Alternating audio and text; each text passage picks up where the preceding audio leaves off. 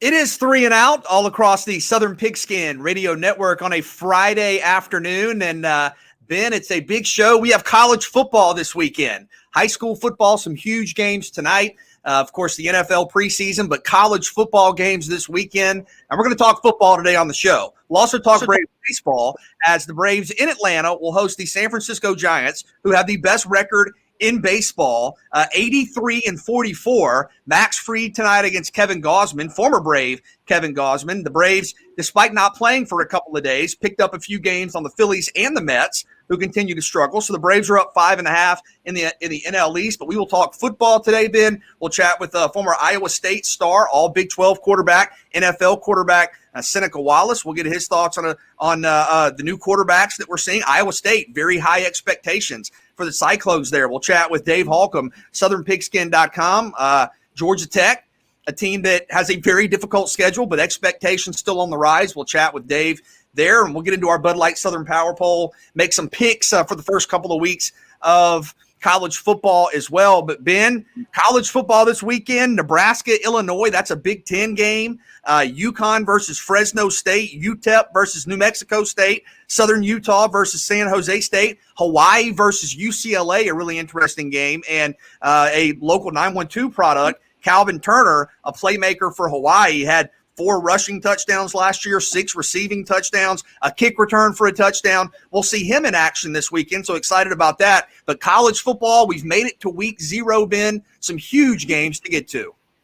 Very, very impressed by the due diligence of all these student athletes, these players, these coaches, ADs, chancellors, BJ, medical staff, trainers. Because let's face it, every single thing you're doing, you're watching to see, okay, how are we adjusting every single day from second to second, minute to minute. But BJ, if anything about 2020, we learned that 2021 is to be ready for anything. Because yes, I know that you got different protocols in different states, different stadiums. Some stadiums you got to be vaccinated to come in. Some stadiums you don't. Some stadiums gonna be at full capacity. Some gonna be at limited capacity. But college football is here, and it's the most important college football season because it is the present college football season, and you want to be able to make sure that we are giving full support to all these players. This is why I say, if you are a lover and supporter of college football, I know you got your individual teams and conferences of players. Not one player from G5, P5, NIA, HBCU, Ivy League is doing anything different. They just want to play. So shout out to Mr. Two Bits. May he rest in peace. He said we're supposed to just root them on, and that's all we're doing right now. So yes, BJ, college football is back. Week 0, kind of like that appetizer for week 1. But you got some teams trying to reestablish themselves, BJ. None bigger than, the Fighting Illini, and obviously Nebraska. Because Scott Frost, since he's left UCF, hasn't been the honeymoon he thought it was going to be in Nebraska. So he's going to have to come out and get a big win because Nebraska love their football. I know he's a Nebraska alum. But just because you were beloved with the fan base before you got there, you haven't really gave them any reason to praise you at this point, BJ, because you got to go out there. It's wins and losses, and up until this point, it hasn't been much to ride home about. Well, and that's a conference game right away. I know you have some really early conference games in the Big Ten, but if Nebraska drops that game, that's a really tough start for Scott Frost. And then you have Brett Bielema, a former SEC head coach at Arkansas, of course, there with Illinois. So that's a big spotlight game in the Big Ten. UCLA with Chip Kelly taking on Hawaii. We mentioned Calvin Turner, one of the top playmakers there, and a chance to see him on Saturday afternoon. But UCLA was kind of off to a slow start in the Chip Kelly era, played some close games last year. They, of course, will have LSU next week, coming to the Rose Bowl, coming to Pasadena. Chip Kelly, Ben, was one of those coaches that was rumored to be considered by Florida when the Gators had an opening. Of course, had Oregon competing at a championship level. Can UCLA improve in the Pac-12? I mean, what are kind of the evaluations at this point of Chip Kelly and UCLA? What is their reputation? Like, what is their persona, BJ? Most of the time when I give you a team, you're going to give me a coach, a player, or their tradition. Well, I don't know how much. The best players I've seen come out of UCLA, BJ, in a long time was Josh Rosen, who's on his 5th team in 4 years, Maurice Jones-Drew, and dare I say, the the tight endless wonder, Mercedes Lewis. So it's been a while when you talk about what they've done with players. But Chip Kelly, let's face it, Florida dodged the bullet. And the reason why I say they dodged the bullet is not because he's not a good coach. Whenever you're trying to implement a certain style of offense, a style of offense has to go with the style of player you have. And sometimes the two don't gel. And I know the hardest thing for coaches to do, BJ, is to admit, hey, man, it doesn't work. Got to blow it up. Do something different. Because, BJ, if we didn't know any better, you would forget the Chip Kelly's in college football. Like, you really would forget that he's out there. Like, Chip Kelly's the head coach of UCLA. When? Long ways away from his great offense at Oregon. Long ways away from what he was able to do with those couple of years, with Philadelphia to end up back at UCLA. So I think that BJ, he's got to show them what this offense is going to be. But unfortunately, he got to start winning games, just like Scott Frost, because we only care about when you're known for one thing when your team is good. Hey, man, as long as your team is good, whatever offense you want to have. But when your team is bad, they're going to start saying, well, is it the offense? Is it the players? BJ, it always starts with the person that makes the most money. And for Chip Kelly, UCLA, it will be him. He's going to have to get a big win because LSU is coming to town. And I know because of what LSU did in 2020, he's not going to have that luxury for dealing with them Bayou Tigers in 2021.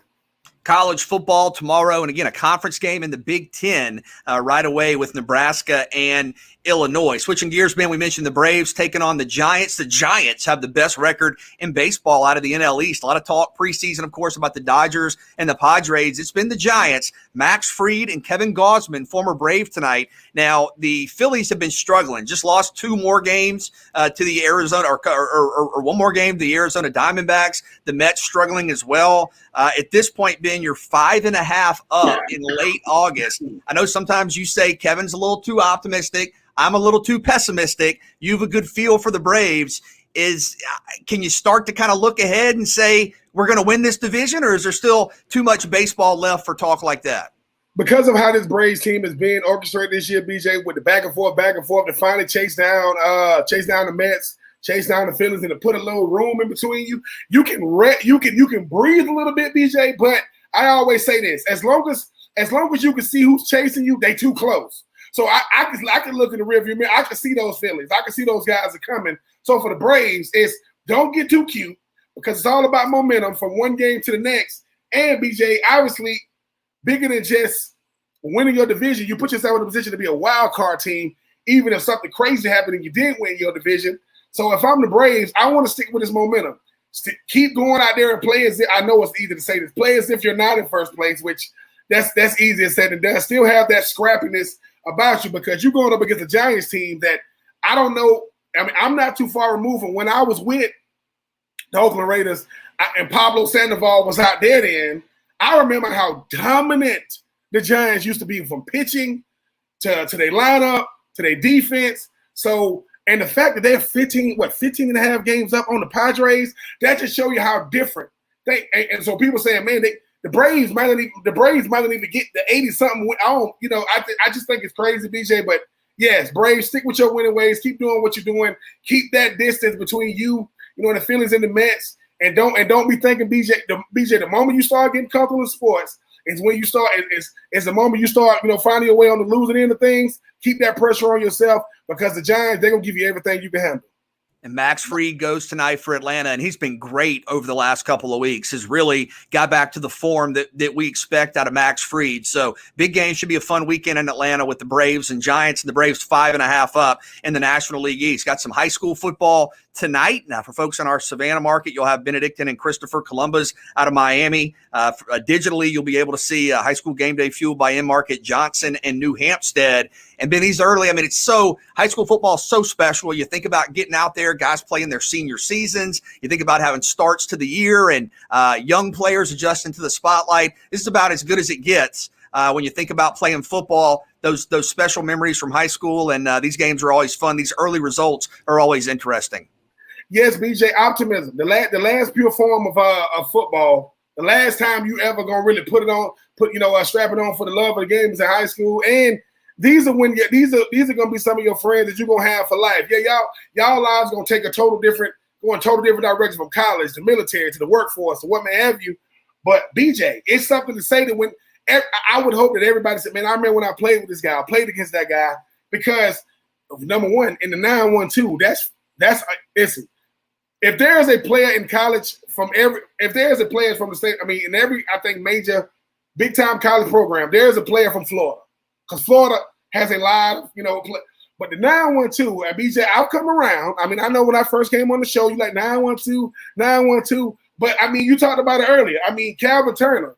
I mean, the kid he went from as far east as you can in America to about as far west as you can go, as far as like Hawaii. So shout out to the 9-1-2 from, big time talent all up and down the East Coast, BJ, all around college football. And dare I say to Mr. Turner, I don't know what he's doing, but I do know he got really, really nice weather. He's enjoying that Hawaii sun, and he just happens to be the best player for the Hawaii boys right now.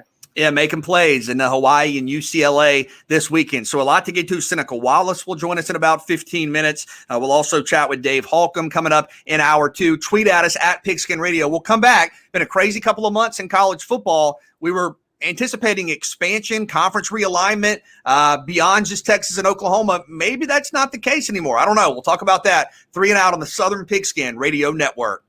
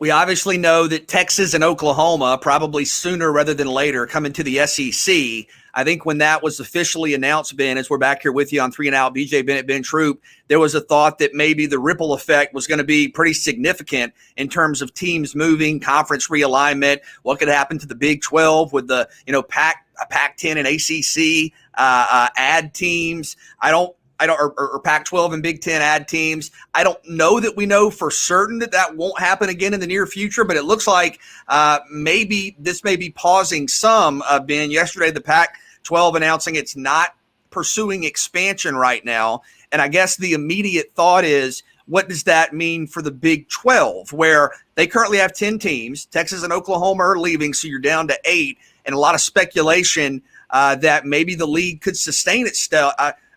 Sustain itself by adding, who knows, a Boise State, a Cincinnati, Florida. Do you think those are viable options? And does the fact that the Pac-12 is going to stay where it is, does that mean to you that the Big 12 possibly could remain viable moving forward? I think it can, BJ. I think sometimes, messaging is one thing, but when you rush that messaging, I think that's kind of what we're seeing right now. Because BJ, something me and you talked about was you had 3 different commissioners having three different ways of going about what they were trying to do for their conference, and I'm not mad at them for that. Like, when you get the job as a commissioner, your job is to make sure you oversee and make sure you put that conference in the best possible position. Then you start talking about alliances and people saying, well, look, maybe somebody put something out quicker than we wanted it to. Then when you start thinking about, the Big 12 is a tradition-rich, conference. They don't want to just say, hey, man, okay, so 4 teams essentially is going to be the reason why we dissolve. Is that what we want our lasting legacy to be? Like, we are still a part of the P5. So if we lost 4, we add 4, and we actually get our pick of the litter from some G5 programs that definitely deserve some recognition at this point. So BJ, I can sympathize and empathize with what the commissioner of the Pac-12 is doing, because he's saying something that I think is going unnoticed. Everything he was talking about was student-athlete engagement. Like, all that stuff was saying on social issues and different things.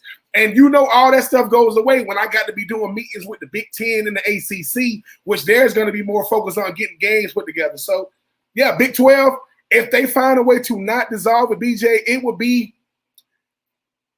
going to be hard to supersede Texas and Oklahoma coming to the SEC. But BJ, it's going to be right up there, especially when you thought that the Big 12 was left for dead and they go add some teams.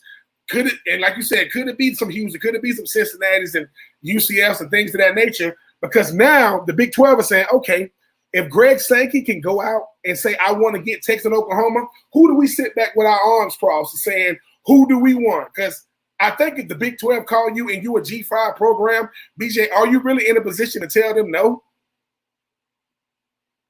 No, and it's interesting because the names that are being talked about, and again, this is hypothetical, you don't know, it's speculation, but some pretty big names. I mean, just from a football standpoint, right?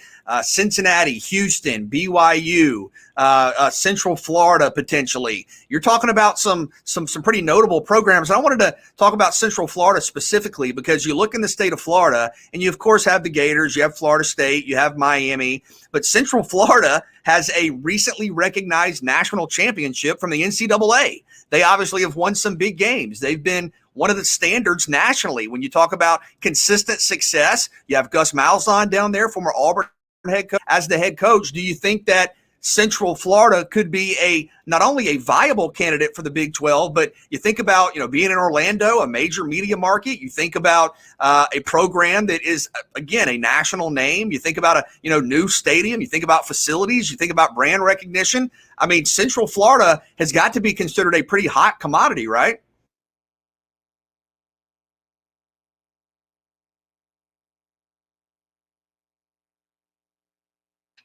I had to get my Kevin on real quick. The one thing I had to, the one thing that you helped me understand is geographic location. Don't sleep on Orlando. When you're talking about fan base, check. When you talk about visibility, check. Wide world of sports. Well, it's in that freaking city. Check. And maybe that's what was going on, BJ. Like, obviously, we cannot predict the future when UCF was doing what it was doing, or, you see Cincinnati doing what it's doing, or Memphis doing what they're doing. But is that enough to gain the recognition of a Big 12 and say, hey, UCF, and why don't y'all come over here with us? Because obviously, the SEC is in freaking Missouri. That's not the SEC. So it really doesn't matter what the name of the conference says. It's what do you bring to it. Brand equity is the new thing. And if UCF can't help your brand, because the one thing that UCF is lacking, BJ, is a big conference to stand to be a part of. They got the players. I mean, the UCF quarterback already came out and said, I think we're the best team in the state. I think we got the best players in the state. And I think, so and I don't expect him to say anything different. I mean, Mackenzie Milton got famous at UCF. Now he's at Florida State. Well, without him gaining that recognition over there, Coach Norvell ain't calling his phone. So, BJ, dare I say, UCF, they might be finding themselves in a really, really good situation. And think about this. Florida just did a home and home with UCF, I think, coming up in the near future. How different would it be if Big 12 UCF versus SEC Florida? Hey, man, what can I say, BJ? Brands want to be attached to conferences, and I think UCF has definitely done more than what they need to do to garner that type of attention. And you wonder if this pauses things for a while. Maybe it does, maybe it doesn't in terms of a timeline. I mean, the Big 12 losing Texas and Oklahoma is going to have to add some teams. You're not going to be able to have an 8-team conference, especially as a Power 5 league. And you don't know, does add a couple of teams, does that mean in the near future? Does that mean long term? But I think there was a thought, at least from a Power 5 perspective, that if the Pac-12 tried to pursue a couple of more teams, maybe that would force the ACC's hand to try to pursue a couple of more teams. And of course, when the dominoes fall in a big way. And you don't yet know what expansion will consist of moving forward. If you do see some of these teams, Boise State, BYU, Houston, Central Florida, potentially Cincinnati, who's in the top 10 right now. If you see some of those teams move, there will, of course, be corresponding moves there. But I do wonder if this pauses things a little bit in terms of the anticipated chaos that I think a lot of people looked at. And it's kind of interesting to try to get a feel for this alliance, because you mentioned it was sort of a multifaceted announcement in terms of we want to do this, this, and this. And you got the sense they were wanting to try to slow things down a little bit in terms of all the sweeping changes across the sport. Then to come out and say we're not pursuing conference expansion, does that mean we have some stability for a while? Or because the Big 12 is at some point, I don't know if it's next year, I don't know if it's 2 years, I don't know if it's when the contracts expire, the Big 12 is in line to have 8 teams. Does that mean there's an inevitability to some more expansion? I mean, is expansion just a reality of today's climate? And even if it slows down, is it still going to be there? Yes. The SEC, they kind of controlling the needle right now, BJ, and they know it. But I don't think that's what they was trying to do, right? Like it's like players. If you're a big time player and all you do is keep hearing your name talked about in all regions of the country, you're gonna start believing that stuff at a certain point, and that momentum comes with that. So if you are the Big 12 and you're saying, "Hey man, how much greater can we look?" If people if people left us for dead, and we saying no, we didn't say anything about dissolving. That's what we're saying about us. No, and how much better is it going to be for the 4 teams that they're going to bring in to one, fit the bill, but 2, BJ, they got to come in and keep winning. So I think that's how it's supposed to be. I think the Big 12, I'm kind of happy that they decided to not go quietly into the night, because I'm like, dude, that's still a big time conference. And it's kind of showing Texas and Oklahoma, we can survive without y'all. I know y'all thought, oh, we're done without y'all. Nope. Shout out to the Pac-12 commissioner for saying, look, we're going to stick to the plan that we have. The ACC, hey, I mean, their goal is at this point, BJ, make Notre Dame play you in football like they do in every other sport. Big Ten, I mean, you still got Penn State, Michigan, Ohio State, with Iowa State coming. And if you're the Big 12, just say, hey, man, just pump your brakes. They took 2 of our members, 7, 8 years ago. They came back for 2 more. We will survive. But now it's about who we replace those guys with. But I do think, BJ, if I'm the Big 12, I feel happy, because if I ever played in that conference, I don't want to say the SEC is the reason why we had to dissolve it. Come on, man. They got to have more pride than that. I'm just struggling with the numbers, man. The Big Ten has like what 14, 15 teams. Come up the Big 12 has 10. They're going to have 8. I think the Pac-12 actually has 12. So you can go with that moving forward. But a lot to get to on the show today. We'll chat with Dave Holcomb of Southern Pigskin coming up in hour 2. When we come back, former star quarterback Seneca Wallace will join us 3 and Out on the Southern Pigskin Radio Network.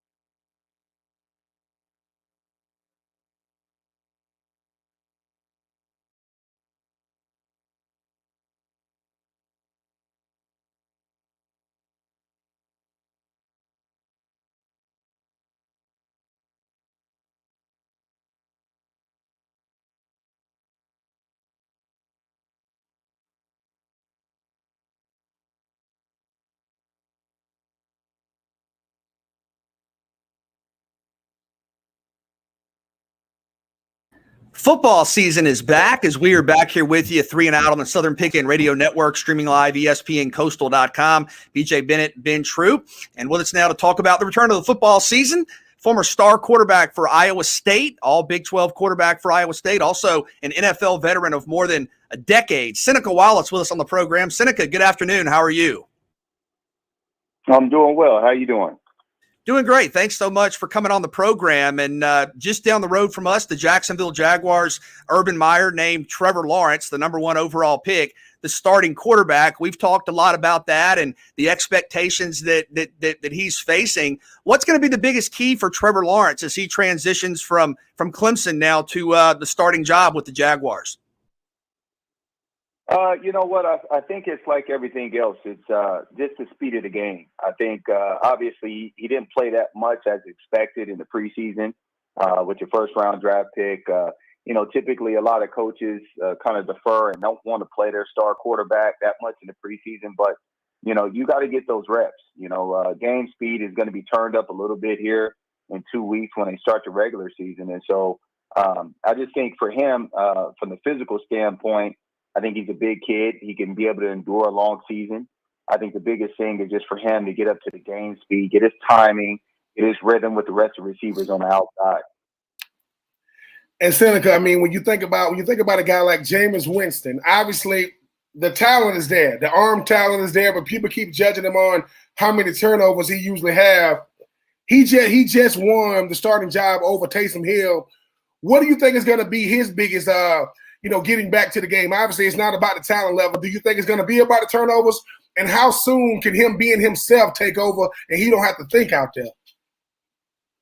Well, you know what? I think with Sean Payton and what they're doing and Pete Carmichael, they're going to try to minimize the things, don't make them so vulnerable. Try to, that was the biggest thing that you just talked about over in Tampa with the turnovers. I mean, heck, 2 years ago, I think he led us in touchdowns and he led us with picks in the National Football League. So the biggest thing with Jameis, I mean, obviously, is just the turnovers. If they can put him in situations where he's managing the game well enough for them for 17 games, I think they're going to have a lot of upside in New Orleans. But they got to protect the ball. First and foremost, that's for any quarterback in the National Football League, and especially from young, college, and high school. So protecting the ball has always been his Achilles heel, but we all know he's a heck of a talent. He can win ball games in the league, and I think he will continue to do so in New Orleans. Talking quarterbacks with Seneca Wallace, former star for Iowa State, NFL veteran of over a decade. And you have Teddy Bridgewater with the Broncos, wins that job, beats out Drew Lock. I wanted to get your perspective on him. Had a just terrible injury, has fought his way back, and here he is, a starting quarterback in the National Football League. Oh, yeah. Well, I mean, he's faced adversity throughout his career, and then obviously have to go through that gruesome injury a couple years back in Minnesota. So I think, just starting fresh in Denver, I think they got the key players on the outside for him with some young receivers.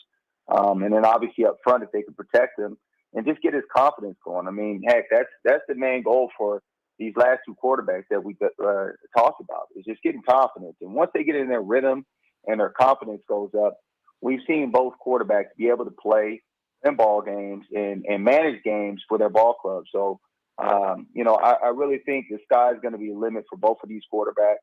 I think they're going to surprise us this year as long as they can stay healthy. And I think the sky's the limit for both of them. Seneca, Josh Rosen, 10th overall pick. Back in 2018, already been on 5 teams, Arizona, Miami, Tampa, San Francisco, and now with Atlanta Falcons. I've never really seen anything like the situation with Josh Rosen, but how does he keep his confidence? Obviously, he still has the talent, but what would be your advice to him if you're on the Atlanta Falcons staff coaching quarterbacks? What would be your advice to him at this point, especially when I think he got run out of town, not because of talent, but because Kip Kingsbury, he just wanted to go ahead and get team up with Kyler Murray.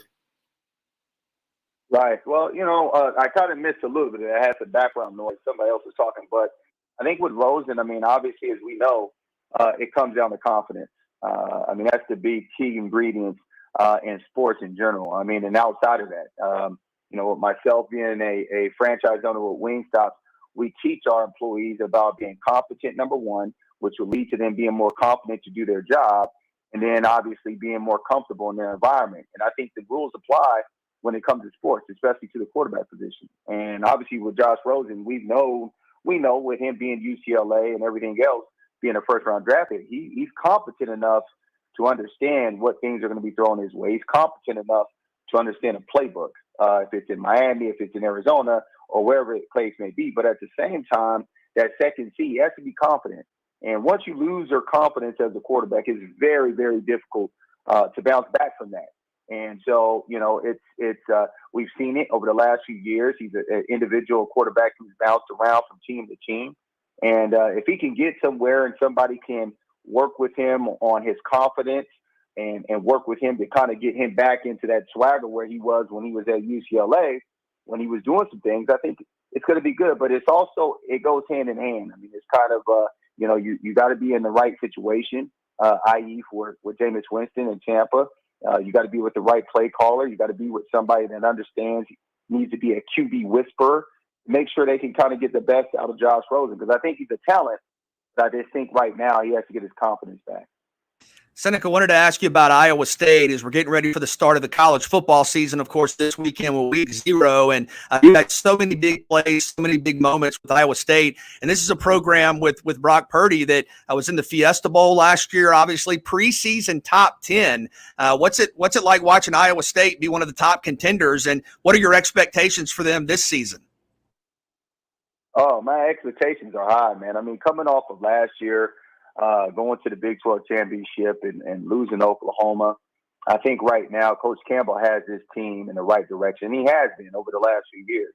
I mean, they're doing the right things to get the recruits and the right players into the organization, building new facilities, a nutrition hall, and all these new locker rooms and things like that to attract these big 5-star recruits. And so I think with doing that, it's going to give us a big opportunity to be talked about year in, year out, being in the top 10, first time ever.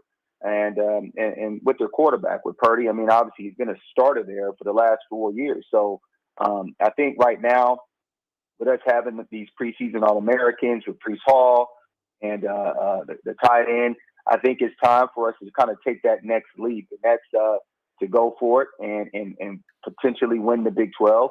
Obviously, we know it still has to go through Texas and OU. But I think we got the players to do so, and I think we're going to really surprise some people this year. And Seneca, finally, when you think, Cam Newton, obviously his second year at New England, trying to find a way to beat out Mac Jones, but then this criticism that he's getting, the latest criticism is rap music. I'm not going to say who said it, but it was said that maybe he would play better if he wasn't listening to rap music. They see that he's dancing in between every throw. Seneca, I'm pretty sure, you being a black quarterback in the National Football League, you probably had to deal with your level of criticism, but have you ever heard anything like this? Not at all. Not at all. I mean, it's Cam Newton. You got to let Cam be Cam. I mean, obviously, if you're going to evaluate the quarterback position, you're going to evaluate it from top to bottom, right? And you're going to know what kind of player you're bringing into your organization. And you don't want to take that away from Cam. That's who he is. That's the way he plays the game. He's going to play loose. He's going to play excited. We all know, it's not like he's ever been a stellar passer, but he's a guy who's a physical talent like no other in the National Football League, who can run the ball. And obviously he's a little bit older, but he can do some things still with his body that most quarterbacks can't. And so you know what he's bringing to the table. And I think it's always difficult to kind of handcuff a player and strip him of what he does best. And that was kind of the situation I was in when I first came into the league. I had to learn to adapt to the West Coast system. The West Coast system didn't adapt to me. And so I think that's one of the things that, and the game's changed, right? The game has changed. I mean, it's a lot different than when it was I was playing. And so you're utilizing the quarterback's skill set and the things he does well. And I just think that a lot of the other stuff that goes along with Cam Newton, people kind of see that because over the last few years, his play has declined. But, you never want to strip a quarterback of what he does. And he has to be relaxed when he's out there playing. And we all know what the situation is. They drafted a first-round draft pick. And we know Cam's probably going to be on a short leash. So he just has to go out there and put all the haters and the doubters behind him and just play football. And if he can do that, we'll see Cam under center for the full season. Seneca Wallace, former Iowa State star, NFL veteran quarterback, our guest here on 3 and Out. Seneca, thank you so much for the time. Have a great weekend. All right, man. You got it. Thank you. And Seneca Wallace, wow, what a player back at Iowa State and in the NFL for over a decade. Appreciate his perspective and talking about Cam with the absurd, just ridiculous comments. I mean, you asked Seneca there. I mean, I'll ask you. You were around the league. You ever heard of anything like that? Just the dumb comments about Cam. BJ, I didn't hear it, but I played with a guy in Vince Young. Obviously, I played with a guy in Steve McNair, and Steve McNair probably had to deal with even worse, being coming out of Alcorn State, 3rd overall pick to the then Houston Oilers. But there are certain things that you are fighting that are far beyond the game, and so when Cam was at Carolina, you noticed it was more no tattoos, no piercings, more clean cut. And the older he got, you see him get more flamboyant with his dress. Obviously, he's growing his hair out now, but his expression. And what do you say to that? And I'm not saying Cam is dealing with this directly or indirectly, but he hears it, right? And so to me, Cam is doing it for something bigger. Just like Seneca said, well, you don't take away what he is. And he's not talking about the player, he's talking about the person. Don't take away what he is. I mean, if you've heard any BJ, we was at Florida State. If Willie Taggart's open the game, the whole stadium is swag surfing, right? So that's just the culture of music. And if I'm recruiting these type of players and whatever they listen to, white, black, Hispanic, what may have you, this is a part of it. So, but to say that you can't find nothing wrong with my game, so now it's coming to what I'm listening to, there are stretches in his life, and then there's Cam Newton, but the Cam Newtons of the world, the Lamar Jacksons of the world, the Kyler Murrays of the world, the Russell Wilsons of the world, the Deshaun Watsons of the world, they're always playing for something different. And most of the time, they're not playing to be accepted. They're playing for the guys coming behind him to deal with the same criticism that they're dealing with right now. Good stuff, Ben. We'll come back with more 3 and Out on the Southern Pigskin Radio Network.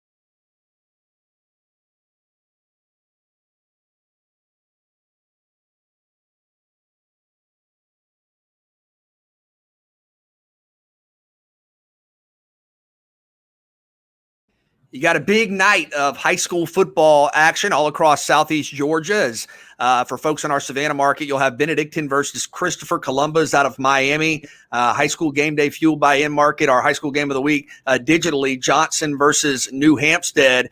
Some big games up and down Southeast Georgia, and I'm really excited for high school football to settle in. But, Ben, did you see Philip Rivers, who you were drafted with, played against in the playoffs, is 1-0 as a high school football coach. He's in the state of Alabama, St. Michael Catholic. They won like 49-0 recently last night. So Philip Rivers doing some coaching, of course, had a fantastic NFL career, maybe a Hall of Fame career, and now moving over to the coaching side of things and off to a good start. Happy for Philip Rivers. I mean, BJ, was he going to do anything else? I mean, I know people think that when you have a career as, incredible as Philip Rivers, they think you'll go straight into the booth. But Philip Rivers, I mean, I know I'm a country boy. Philip Rivers is a country boy. And when you've done it the way he's done it, he get to go back and pay it forward. I mean, it's not like he did it for the salary, right? He get to go back. I'm pretty sure he's not a teacher. He gets to go out there and coach those young people. But how much more pressure is it on his team and his quarterback? So the head coach is Philip Rivers. You're the quarterback with Philip Rivers. I mean, I'm just saying, the quarterback is going to be good. But shout out to Philip Rivers and all the former players who threw their head into the ring as far as like being high school coaches, because that's how you really give back to it, BJ. Try to help somebody be on the same pathway that somebody did for us. But shout out to Philip Rivers, because if he don't win the championship, BJ, that fan base is going to be livid. That's why I stay away from coaching, because they think that just because you've done it, that means you go out-coach everybody who's been doing it. But shout out to Philip Rivers. Yeah, and his dad was a longtime coach, and reading the story and some of the quotes, it was just really cool to see Philip Rivers, much as you've said, talk about how special high school football is, when, of course, we love Saturdays, of course, and week 0 in college football tomorrow. Of course, Sunday is, what it's all about with the National Football League, and we're getting ready for the start of the season there. But I can say this, even when you and I were working on your book, Ben, just to hear you reflect on your time at Butler, to hear you talk about, growing up and just falling in love with the Swainsboro Tigers and, the programs that you've gone and spoken to. I know high school football holds such a special place in your heart. It does, BJ, because it's the purest form of football. You start with Pop Warner, then you go, middle school, high school, but it's under the lights. It's all the former, Swainsboro Tigers or Butler Bulldogs out there with their Letterman jackets on, talking about when they played in the locker room, telling you what it means. Because sometimes that's what you need. It's almost like you're supposed to be getting a history lesson in the present when the guys that did it before you saying, you see this right here on my shoulder, and to show you how crazy life is. I mean, yes, all I ever wanted to be was a Swainsboro Tiger. Their colors are black and gold. I moved to Augusta, played for the Butler Bulldogs, colors are what? Black and gold. Except the Swainsboro S is black and the Butler B is white. But you got the same color scheme, gold right here with black on the sleeves. But yeah, BJ, I mean, I didn't grow up wanting to be a Florida Gator. I didn't grow up wanting to be in the National Football League. I wanted to be that hometown hero, hometown celebrity, because everything shuts down on Friday night. If you ain't at the game, you must be at work, because we out here watching the future stars. But shout out to all the high school players, man, because it is the best time. The band, the stands, the fans, it's everything you need. And our high school coverage continues tonight again in our Savannah market. Benedictine and Christopher Columbus out of Miami. You'll have Kevin Thomas and Christian Gokel on that call. And then digitally, high school game of the week, fueled by in-market. You can find it on Facebook, Twitter, ESPNcoastal.com as well. PJ Zuko with the call of Johnson and New Hampstead. And great football here. I mean, all throughout Southeast Georgia, you're talking about, down on the coast, deep South Georgia, the low country, coastal empire. People around the state, around the country know about high school football here, and whether it's winning games on Friday night, whether it's the guys that get recruited, this is about as big as it gets for high school football, this part of the country. BJ, I mean, me and you, we missed it last week. I think John Nelson was in the house. I saw him take a picture with Christian and PJ. But, I mean, BJ, once again, listen, I represent the 478 and the 706. But the 912 is dead serious. Not kind of serious, not semi-serious. It's dead serious. And BJ will let you know real quick. Somebody say, big interception by Darius Slay. BJ go, that's the 912. I'm just saying they are everywhere. So shout out to the 912. But BJ, who's finna carve their name into the record books this year into the history books this year has been a 9-1-2 legend. It starts tonight. It's going to be fun to see. We'll chat with Dave Holcomb coming up in hour 2. Has a story up on Southern Pigskin about Georgia Tech, one of the toughest schedules in all of college football, but still a lot of optimism as well around Georgia Tech, a lot of young talent. We'll hear from Chris Burnett as well, former All-SEC Georgia offensive lineman. We'll get into our Bud Light Southern Power Poll in the final hour, make some picks as well. We'll come back and take 3. It is 3 and Out on the Southern Pigskin Radio Network, ESPNCoastal.com.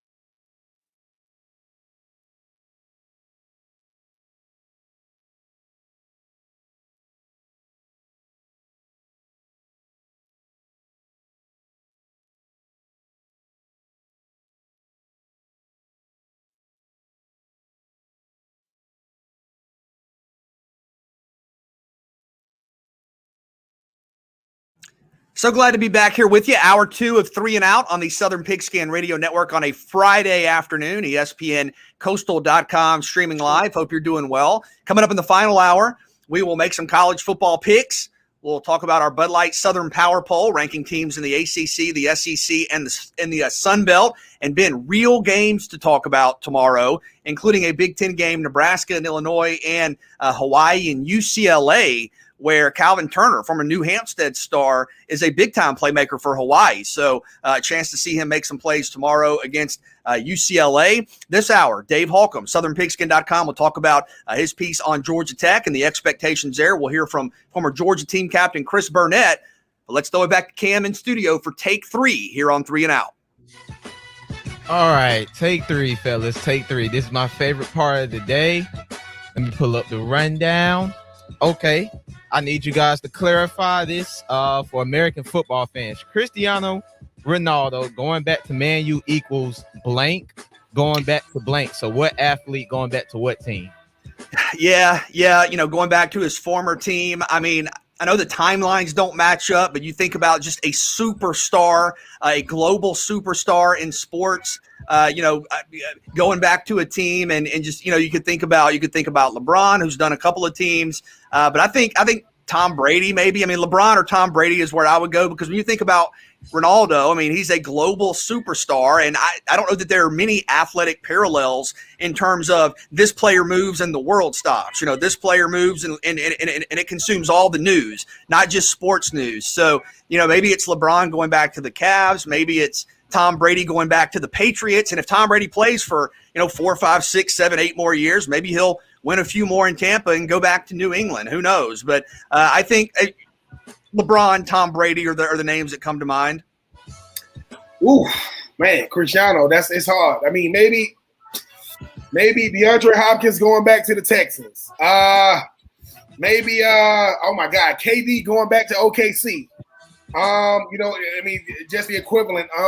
Steve Spurrier coming back to Florida. Steve Spurrier coming back to Florida. Oh my God, it's equivalent to this. Nick Saban going back to LSU. That's the equivalency. Like, that's how big it is. Yeah. So I would go Nick Saban going back to LSU, because he started out there and said his biggest regret is leaving LSU. So old St. Nick going back to old Baton Rouge. That's a good one. I didn't think about St. Nick going to Baton Rouge. Mine is a little bit different. I know football doesn't have as much player movement, but I'm going to be a little old school, even though I'm a young guy. I go Michael Jordan going back to the Bulls after he left the Bulls the first time, went to the Wizards, and how about he just goes back to the Bulls again just to retire? No, that's it. Yeah. Yeah, what would the world have looked like then? Like, the world would have stopped. And I'll give you another guy going back to the Bulls, which I actually think it'll happen when he retires. He's still currently in the NBA. Mr. Derrick Rose. What if he did that? I would lose my mind, him going back to the Bulls. His hometown, the team that drafted him in the last, quote unquote, great player that they had. So those are my two right there. Those are my top two. All right, take 2. Former Patriots quarterback Scott Zolak said in a radio interview that he believes rap music is hurting Cam Newton's game. He quoted and said, "I turn off rap music first of all because I think it's distracting for Cam. In between every throw, he's dancing." Is this one of the lamest takes ever? It's ridiculous. It's absolutely ridiculous. It's a terrible take. It's absurd. Cam Newton listening to music, dancing, listening to rap music has nothing to do with what he does at practice or his performances. I mean, this is absurd. This is yes, one of the lamest takes ever. And Cam Newton also, by the way, is one of the greatest quarterbacks of all time. Okay, when you think about a guy that took his team to the Super Bowl, has an MVP, is probably on a Hall of Fame track when you think about his production and his success with not only the passing production, but Ben, I know you've talked a lot about his running production and how if you were to just look at his running production, he would be a guy that would stand out generationally. So he is one of the great quarterbacks of this generation. And not even talking about his college career, where you have a national championship, a Heisman Trophy, a number 1 overall pick. You couple that with a run to the Super Bowl and an MVP at a place like Carolina. And now, yeah, he may not be quite as good as he was 5, 6, 7 years ago. But this has nothing to do with that. That's a terrible, ridiculous stance. Ridiculous. Cam Newton, the curious case of Cam Newton. Cam Newton and watching him mature over the years, people don't like it. People don't like the fact that Cam Newton is his own man. People don't like the fact that Cam Newton actually brings culture to a cultureless team like the Patriots. Tradition, yes. Culture, no. Like the culture of the Patriots has been the Patriots way. Well, the Patriots way has been done by Tom Brady. Well, Tom Brady, outside of the way he plays, no one say, "Oh, when Tom Brady got that swag." No, he's just the greatest to ever do it. When you start making up things about a player as to why you don't like him, that's kind of what's going on. Because, wait a minute, so you telling me it's what he's listening to? Yeah. Well, Tom Brady listens to rap music. Yeah, but, well, hold on. If the same thing can't be said about another player, you know what I'm saying, they both play the same position. This comes back to something Cam Newton said. I think he did an interview, BJ and Cam, when he was with Carolina. He says, as a black quarterback, they want you to be like a white quarterback. That is when you're being transparent. Because, Mr. Richardson, who's no longer the owner for Carolina, said, Cam, we're gonna think about taking no one pick. Do you got tattoos? No. You got earrings? No. Do you keep your hair cut? Yes. I don't think they're telling that to other quarterbacks. So for me, this just shows how polarizing Cam is. They used to get on LeBron for biting his fingernails. Man, get out of here, man. Cam is one of the greatest to ever do it, and he is a cultural icon, and statements like this just prove it. Look, guys, I'm a little bit biased towards Cam Newton. He's from Atlanta like I'm from Atlanta, Westlake High School. I grew up watching Cam Newton. I was in high school when they played Creekside, and Eric Berry, good family friend, he was at Creekside, and they played against each other. So I've always rooted for Cam, but I've never understood the hate. With all due respect, I didn't even know who Scott Zolak was. With all due respect, but I mean, let Cam be Cam. We've been saying this since he's entered the league in 2011. Let Cam be Cam. This is a former MVP, took a team to the Super Bowl. I want to say it was a stretch from 2013 to 15 where he won 3 straight divisional titles within that division with the Falcons and Saints in their prime as well. I mean, he's 32, yes, and that's normally certain players' primes, but he's a different human being. He's a different specimen. You gotta let Cam be Cam. That's not destroying his game or nothing like that. He was doing that when he was MVP. It's just, things have gone on a little down tier right now, but I mean, we're talking about somebody that could be a Hall of Famer one day. I agree. The take is real lame. It's really, really lame. Okay, take 3. What has been your impression from the new numbers rule in the NFL, guys? I mean, look, at the end of the day, you're talking about, the new number. I think it's cool. I think guys should be able to, wear whatever number they want. I think you're talking about a situation where most people probably aren't talking about it. Most people probably aren't thinking about it, especially once you get into the season and not the off season. But I'm okay. I'm okay with it. But I want guys to be able to wear whatever number they want. I like it until they don't ball, right, BJ? Because that's what we're really talking about. No. Let's be honest with it. Okay. Right now, my favorite tight end, even though he just got in the league, Kyle Pitts, wearing number 8, right? And you don't have the ball. Because, BJ, that's what you're really saying. Who made 21 popular? Prime. Who made 24 popular? Somebody can say Champ Bailey. Some people can say, Charles Woodson, right? Who made 80 popular? Jerry Rice. Who made 84 popular for me? Shannon Sharp, then Randy Moss. So when you start being synonymous with a number, it has to be a reason, not because you can, but because you make people want to wear it. So that's what you up against. You got linebackers out there wearing number 6. You got, I'm serious. It's crazy. So for me, Cam was D1. That's why he wore number 1. So you got Justin Fields wearing number 1. Who made number 11 popular? That would be Larry Fitzgerald. He started that trend. So all I'm saying is wear what you want, but please ball. Because if not, BJ and Cam, we're going to say we normally say, man, why he got to be wearing that, man? He bad enough, he bad. He wasting that freaking number. Don't waste the number because you ain't a baller. If you want to wear it, make sure you ball. Yeah, I agree. That's like wearing number 7. When you put on that number 7, you know who you got to act like. You got to be like Vic, baby. Hey, you can't put on number. That's not for the faint of heart. You got to put on number 7 and produce. But no, I love it. I love the new numbers rule because it's just cool. Like, I don't know if you guys did it growing up when y'all played Madden with your friends and y'all created y'all players. And me and my friends, I used to be a wide receiver. I put on like number 5 or 6. Like, I just think it looks cool in the NFL jersey. So I like the new edition of it. I think it's going to be cool for the game. You're going to see players look a little different. I think Jalen Ramsey wears number 5. I think that looks pretty cool for a corner. So I'm excited for it. Man, I made myself in Madden last night. I'm not gonna lie. Okay, so what, Ben? What, Ben? You played me in Madden one time. You got that work too, didn't you? And what did you make yourself? To what position? What number? I mean, look. I'm a quarterback. I mean, I'm a natural playmaker. I mean, you think about just touch on the deep passes. You think about mobility. You think about just pure playmaking ability, man. And listen, you're Russell Wilson. Yeah. So I mean, I'm sorry that some of us have to make ourselves on Madden, and we're not just in Madden. No, because every other week we talk about you being either a first team All ACC. Or first team, honorable mention you went from a slot receiver to a kick returner, punt returner. You played at North Carolina State, and you might go to Maryland because you and Coach Loxley, he recruited you out of high school. So all I'm saying is, if BJ Bennett was a first team All ACC punt returner, kick returner, we would not be able to deal with you. Yeah, wake up from that dream. That ain't happening. We'll come back with more 3 and Out on the Southern Pigskin Radio Network.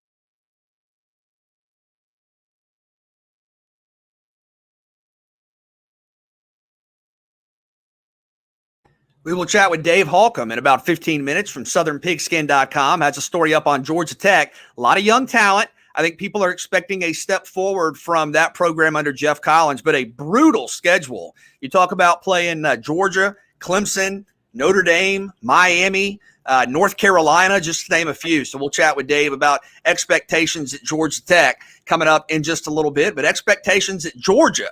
The Dogs and Clemson both in the top 5.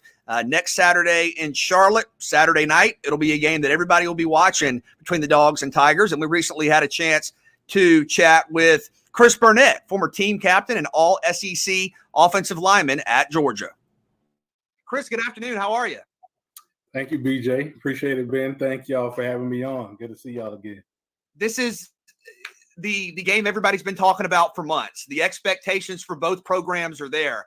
Is the preparation different when you have a season opener like this? And how do you kind of, I guess, minimize the distractions and the hype and just focus on the start of the season? Yeah, that's a great question, BJ. I think that you do. You kind of have to prepare a little bit differently going into a season where you have one of those major marquee, everyone has their eyes on the game, kind of matchups at the beginning of the season. If I were to rewind back to 2011, and Georgia was getting ready to play Boise State. This was my redshirt sophomore year. This was actually the very first game I ever played at Georgia. Was injured the 2 years prior. And it was just a different level of preparation you had to have going into that game. And I kind of feel for those guys. Ben, you could probably attest to this. It's always good to have kind of that warm-up game, get some of the kinks out, some of the nerves out. You hadn't really played meaningful football in a while.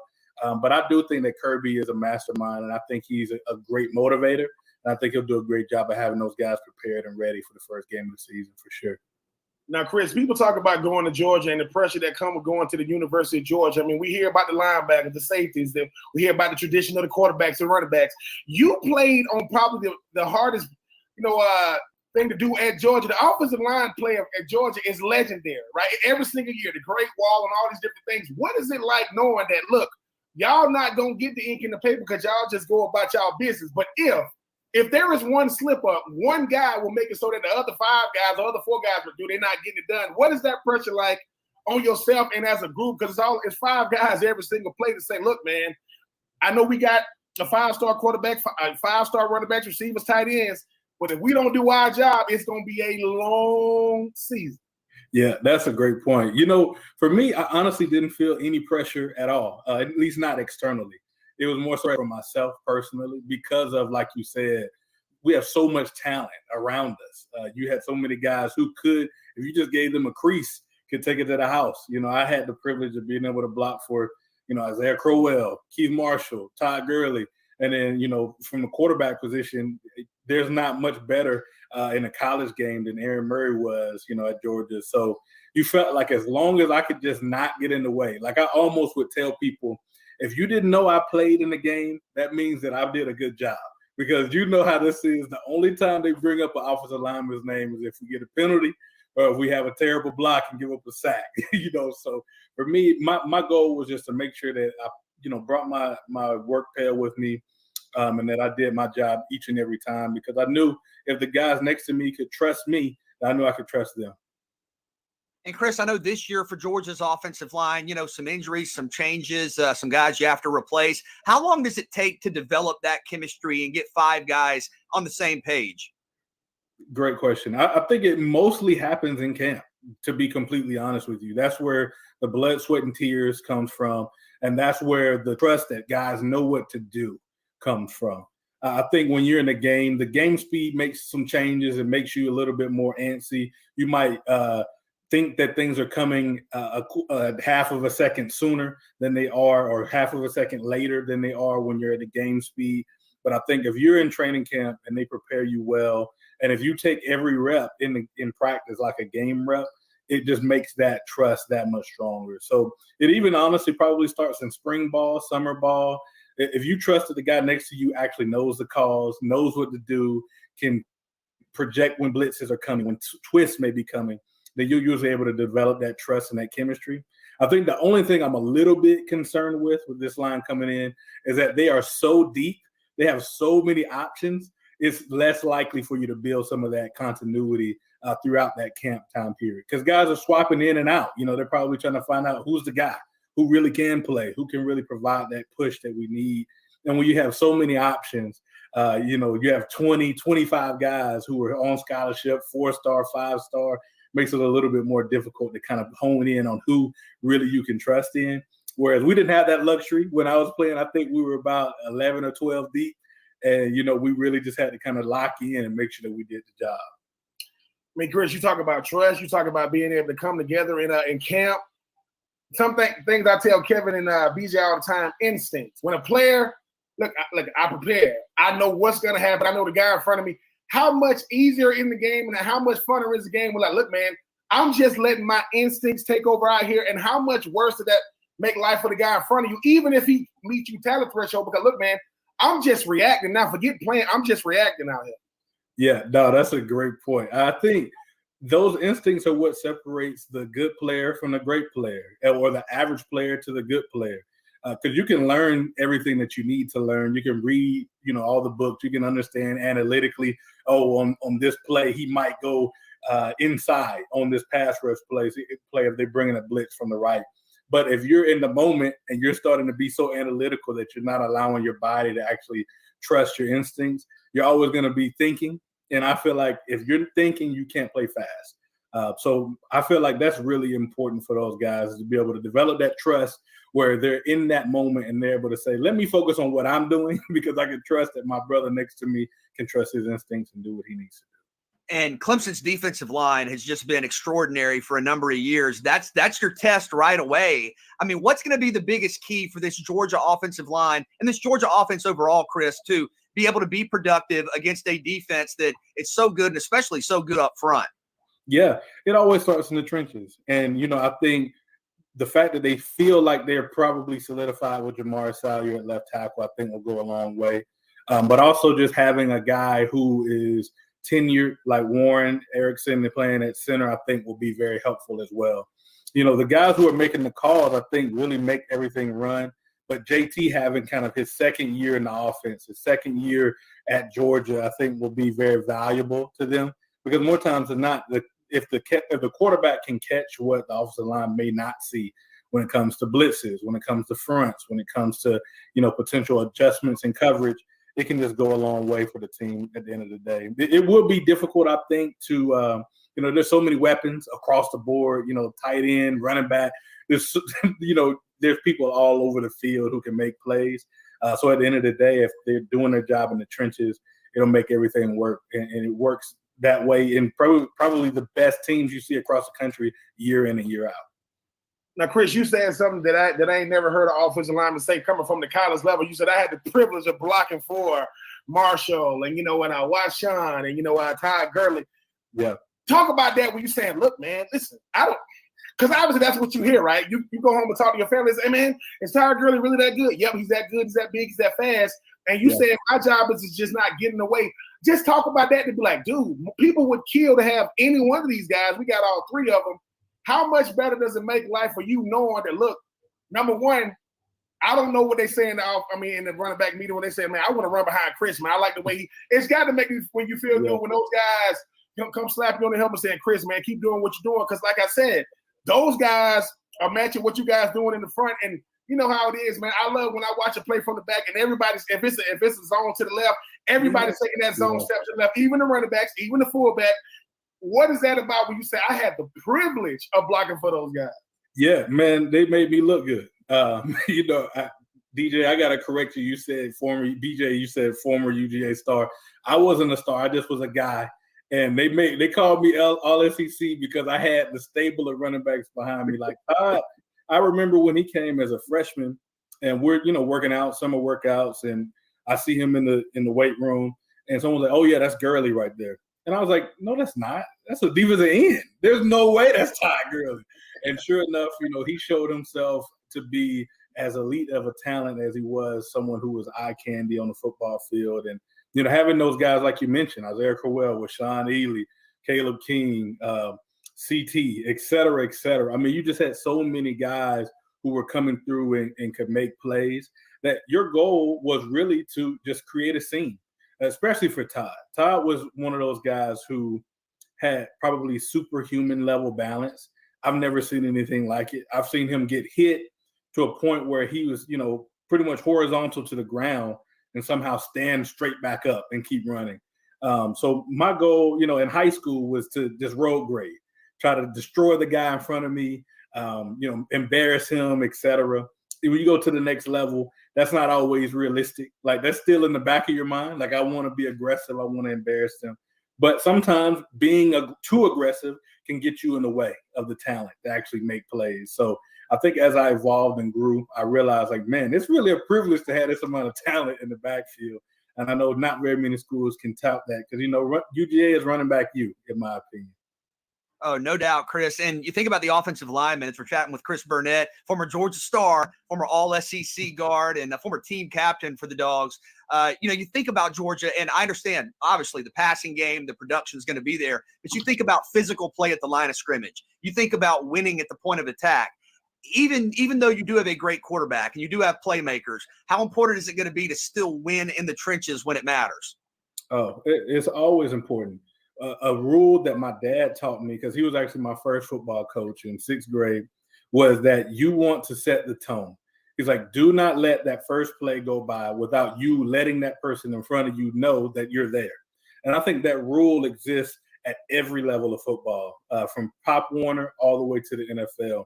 If you don't set the tone and let the guy know, like, you're going to have to deal with me all day long. It's a game of matchups. It's a game of one-on-one matchups that kind of all come together and coalesce. And I think if you're not able to set that tone in the trenches, it would really make its way known in the backfield as well. Like, to rewind to, I think, 2012, we were playing South Carolina. It was a night game. Everyone's going crazy. I think we're both top 5, top 10 teams in the country. They have Jadeveon Clowney and et cetera on their defensive line. And they set the tone on the first play. Like, I'll be honest with you, they brought it to us on the first play, and we wound up losing 35-7. So it just lets you know in those moments that if you don't come prepared to set the tone in the trenches, doesn't matter how much talent you have on the edges, on the outside, and the skill positions, as they call them, you're not going to be able to win the game, in my opinion, at least. And Chris, I was blessed enough to play, back in the day, and it's a feeling, right? Like, people ask, what is that feeling like? Like, describe it. Like, you getting ready for South Carolina before the game ever kicks off. You're in the locker room. You're going over certain plays. You're putting on your eye black. You're making sure you look good, and you run out there and you realize we are filling stadiums, 80,000, 90,000, 100,000 people with 17, 18, 19, 21, 22 years old. And that first play, like, for me, that first play is different because when you break the huddle, the defense is standing there. My coach used to tell us, look him in his eyes. Like, because you notice the D-lineman's not going to get down till you get down. He won't get down in the stands. What is that when you look across and say, because look, I can say this. I got to go up against David Pollack. I got to go against Charles Grant, Kentrell Bell. So I didn't get a lot of sleep, when I was in college. So it's one of those things to where I want to see him. Like, sometimes I want to see him. It's like, because I can't, so what is that feeling like when you look at him and say, all right, he the one I've been hearing about, he the one I know about? Because the reason why you look in his eyes is he wants to see you too. Like, okay, there go Chris Burnett. I done heard it. Right. I disagree. First team All SEC, man. You earned that, man. They don't just be giving those out these days, man. I appreciate it, Ben. I know you played in really what I would consider the golden era of SEC football. Like, that's when I fell in love with college football. I know you were at Florida, so I was always rooting against you. But that's when I fell in love with Georgia. But man, I would say in those moments, like you said, it was really like just a man moment. Like, you had to almost let your pride show itself in those moments. And there were so many guys that I went against that were just elite talent. There were better talents than me. Michael Brockers at LSU, Dominique Easley, and Sharif Floyd at Florida. Sheldon Richardson at Missouri. And he called us out specifically. He said Georgia plays old man football, and he's lined up against me. So you have to go into that game and kind of take it personally. Honestly, I know that's the MJ moniker. He would always say, he's like, man, if someone said something about him, he would even create a story to take it personally. And I feel like I did something similar. I would just create that kind of controlled rage that you needed in order to set the tone well, especially when you're going against those elite talents, because, they have the same goal in mind. Like they want to embarrass you probably. They want to make plays. They want to get the opportunity to win the game for their team. And if you don't go in with that same kind of personal, like he's really trying to embarrass me mindset, you almost will always lose. At least that's how I would get myself prepared. Great perspective from Chris Burnett here on 3 and Out, talking Georgia Clemson. Chris, thank you so much for the time, and we'll definitely do it again soon. Sounds good. I appreciate it. Thank you, brothers.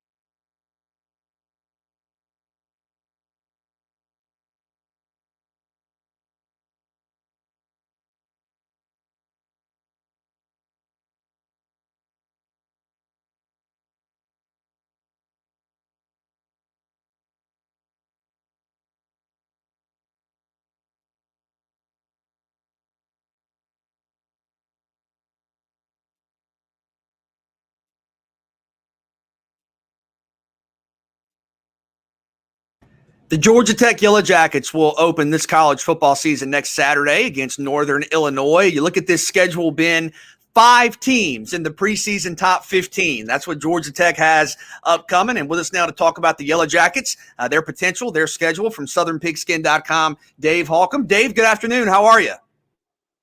Good. How are you guys? Doing good. And you look at Georgia Tech. Look, there was going to be a transition, of course, from Paul Johnson to Jeff Collins. You've had a couple of years now. This schedule is really difficult. How do you evaluate Georgia Tech, Dave, when you see a team that has a lot of young talent, but a team that also might have the toughest schedule in the country?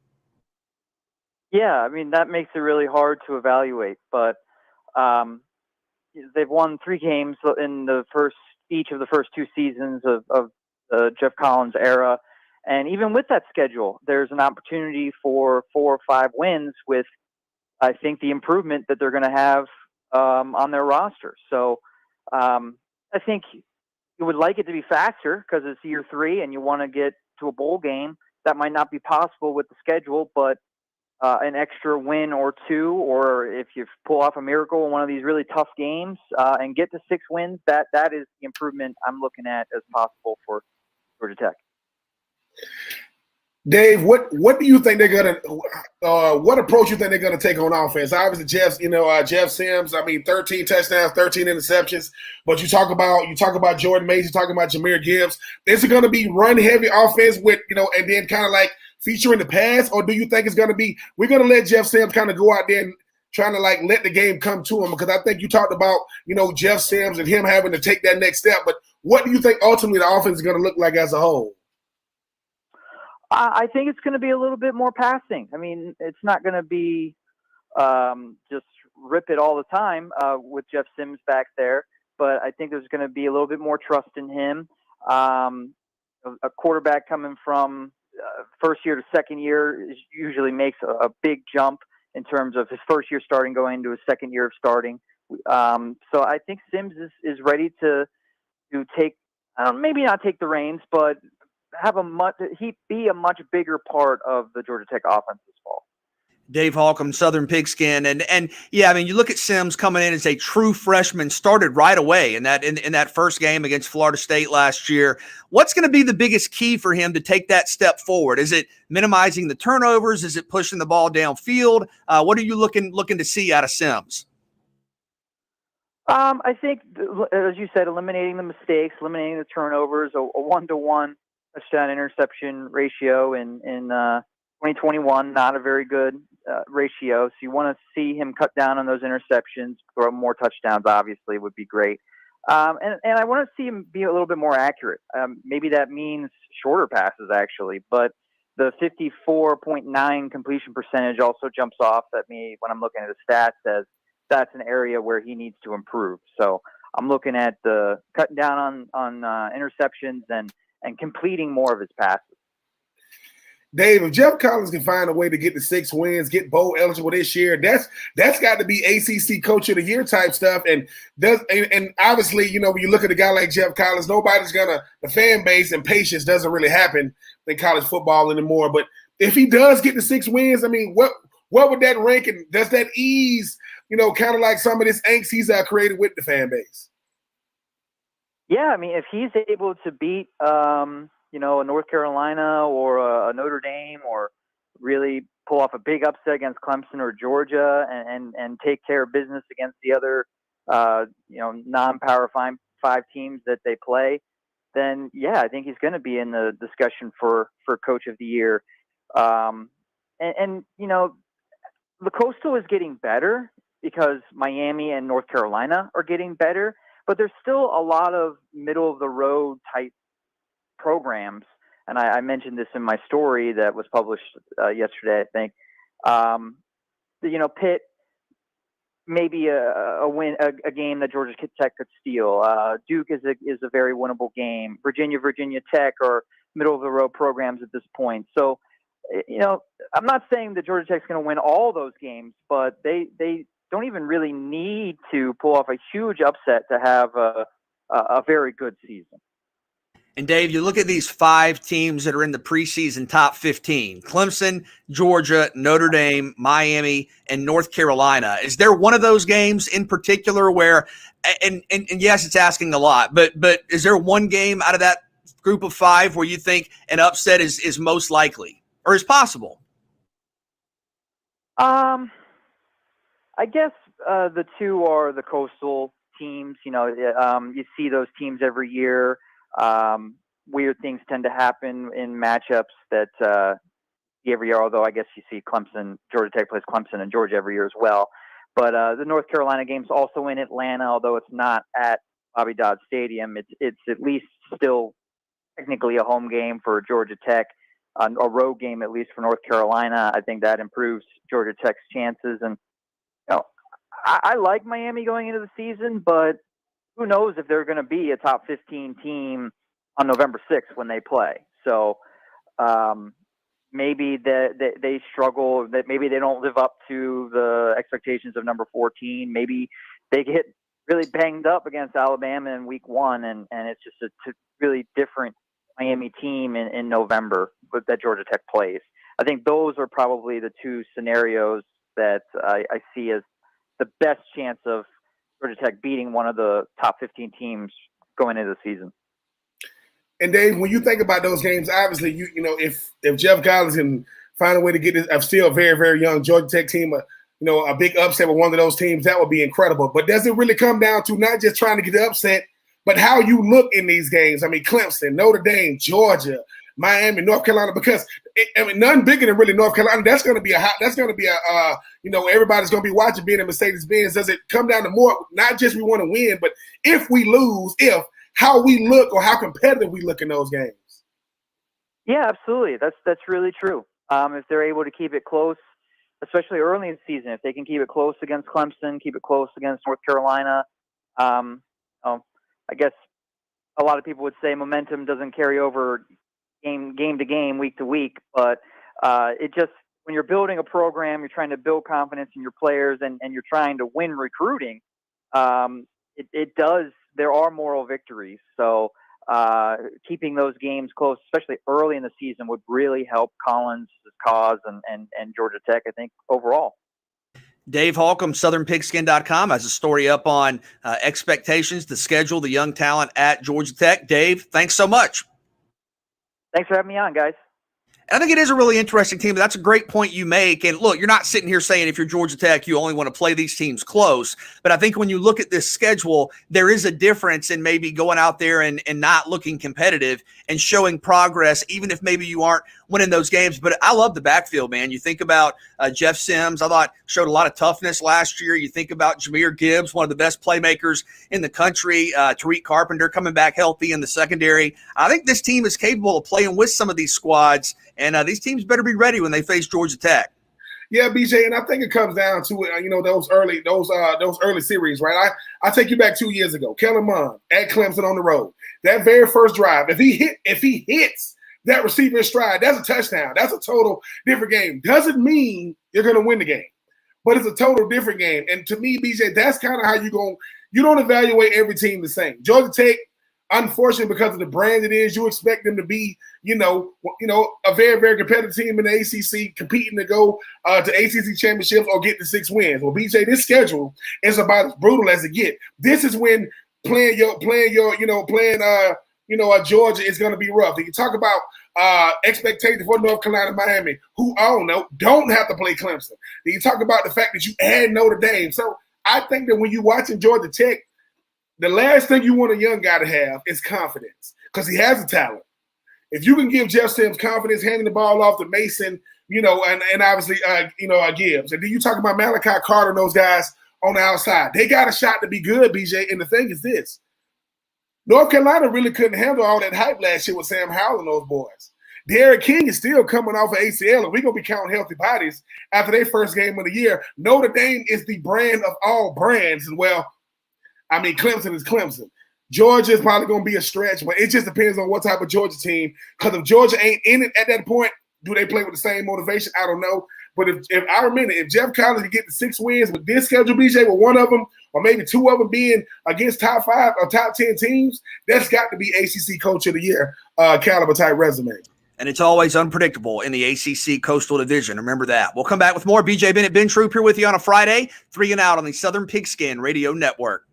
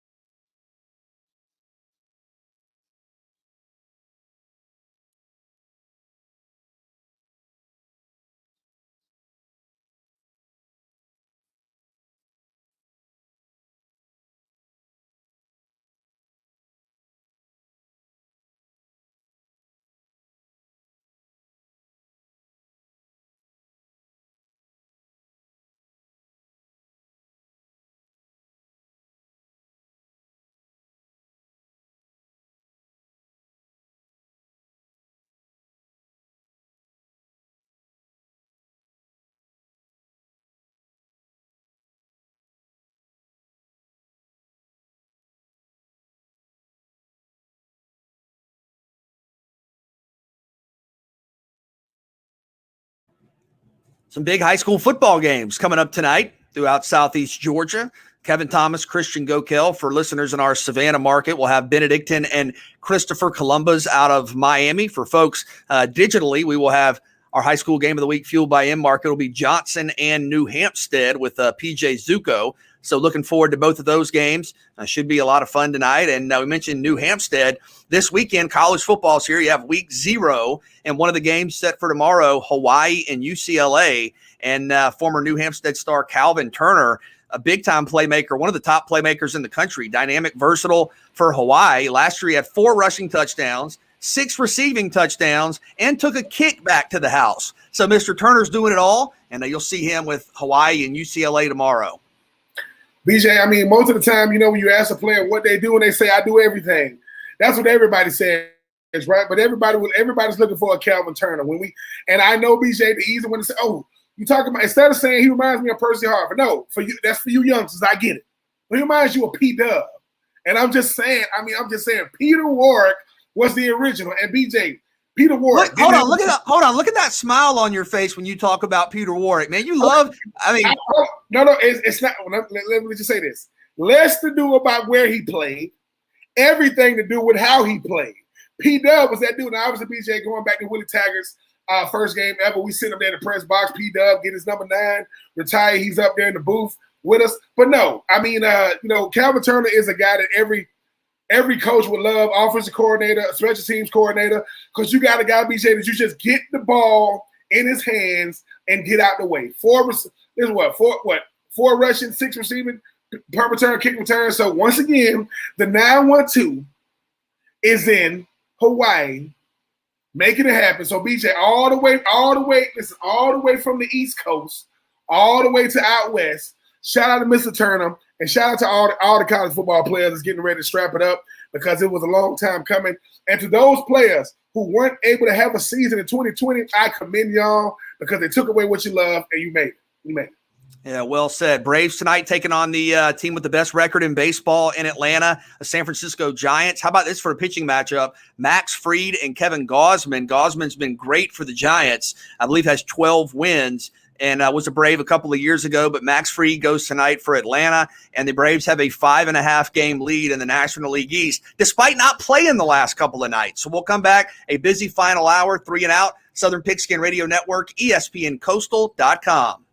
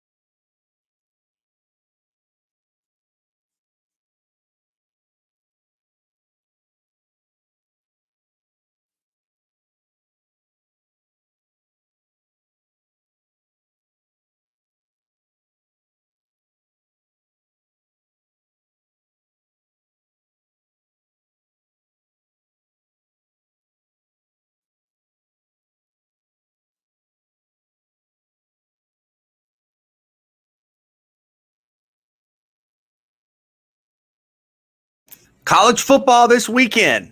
I repeat, college football this weekend as we're back here with you on 3 and Out. BJ Bennett and Ben Troop, and some really interesting games, including a game in the Big Ten, Nebraska versus Illinois. You're talking about a conference game here in late August with Nebraska and Illinois, and the two head coaches there. You have Scott Frost at Nebraska, probably feeling some pressure a little bit. You have former SEC head coach at Arkansas, Brett Bielema at Illinois. So an interesting game there. We mentioned Calvin Turner in Hawaii going to take on UCLA. You have UConn, Fresno State. So a number of games. I guess you call it week 0 in college football. But as the season is now upon us, producer Christian Gokel wants us to look into our crystal ball here and make some picks regarding some specific questions with college football. And we have to give direct answers with the week, apparently, here, Ben. So we'll send it back to Cam, who has these questions as we look into our crystal ball for college football.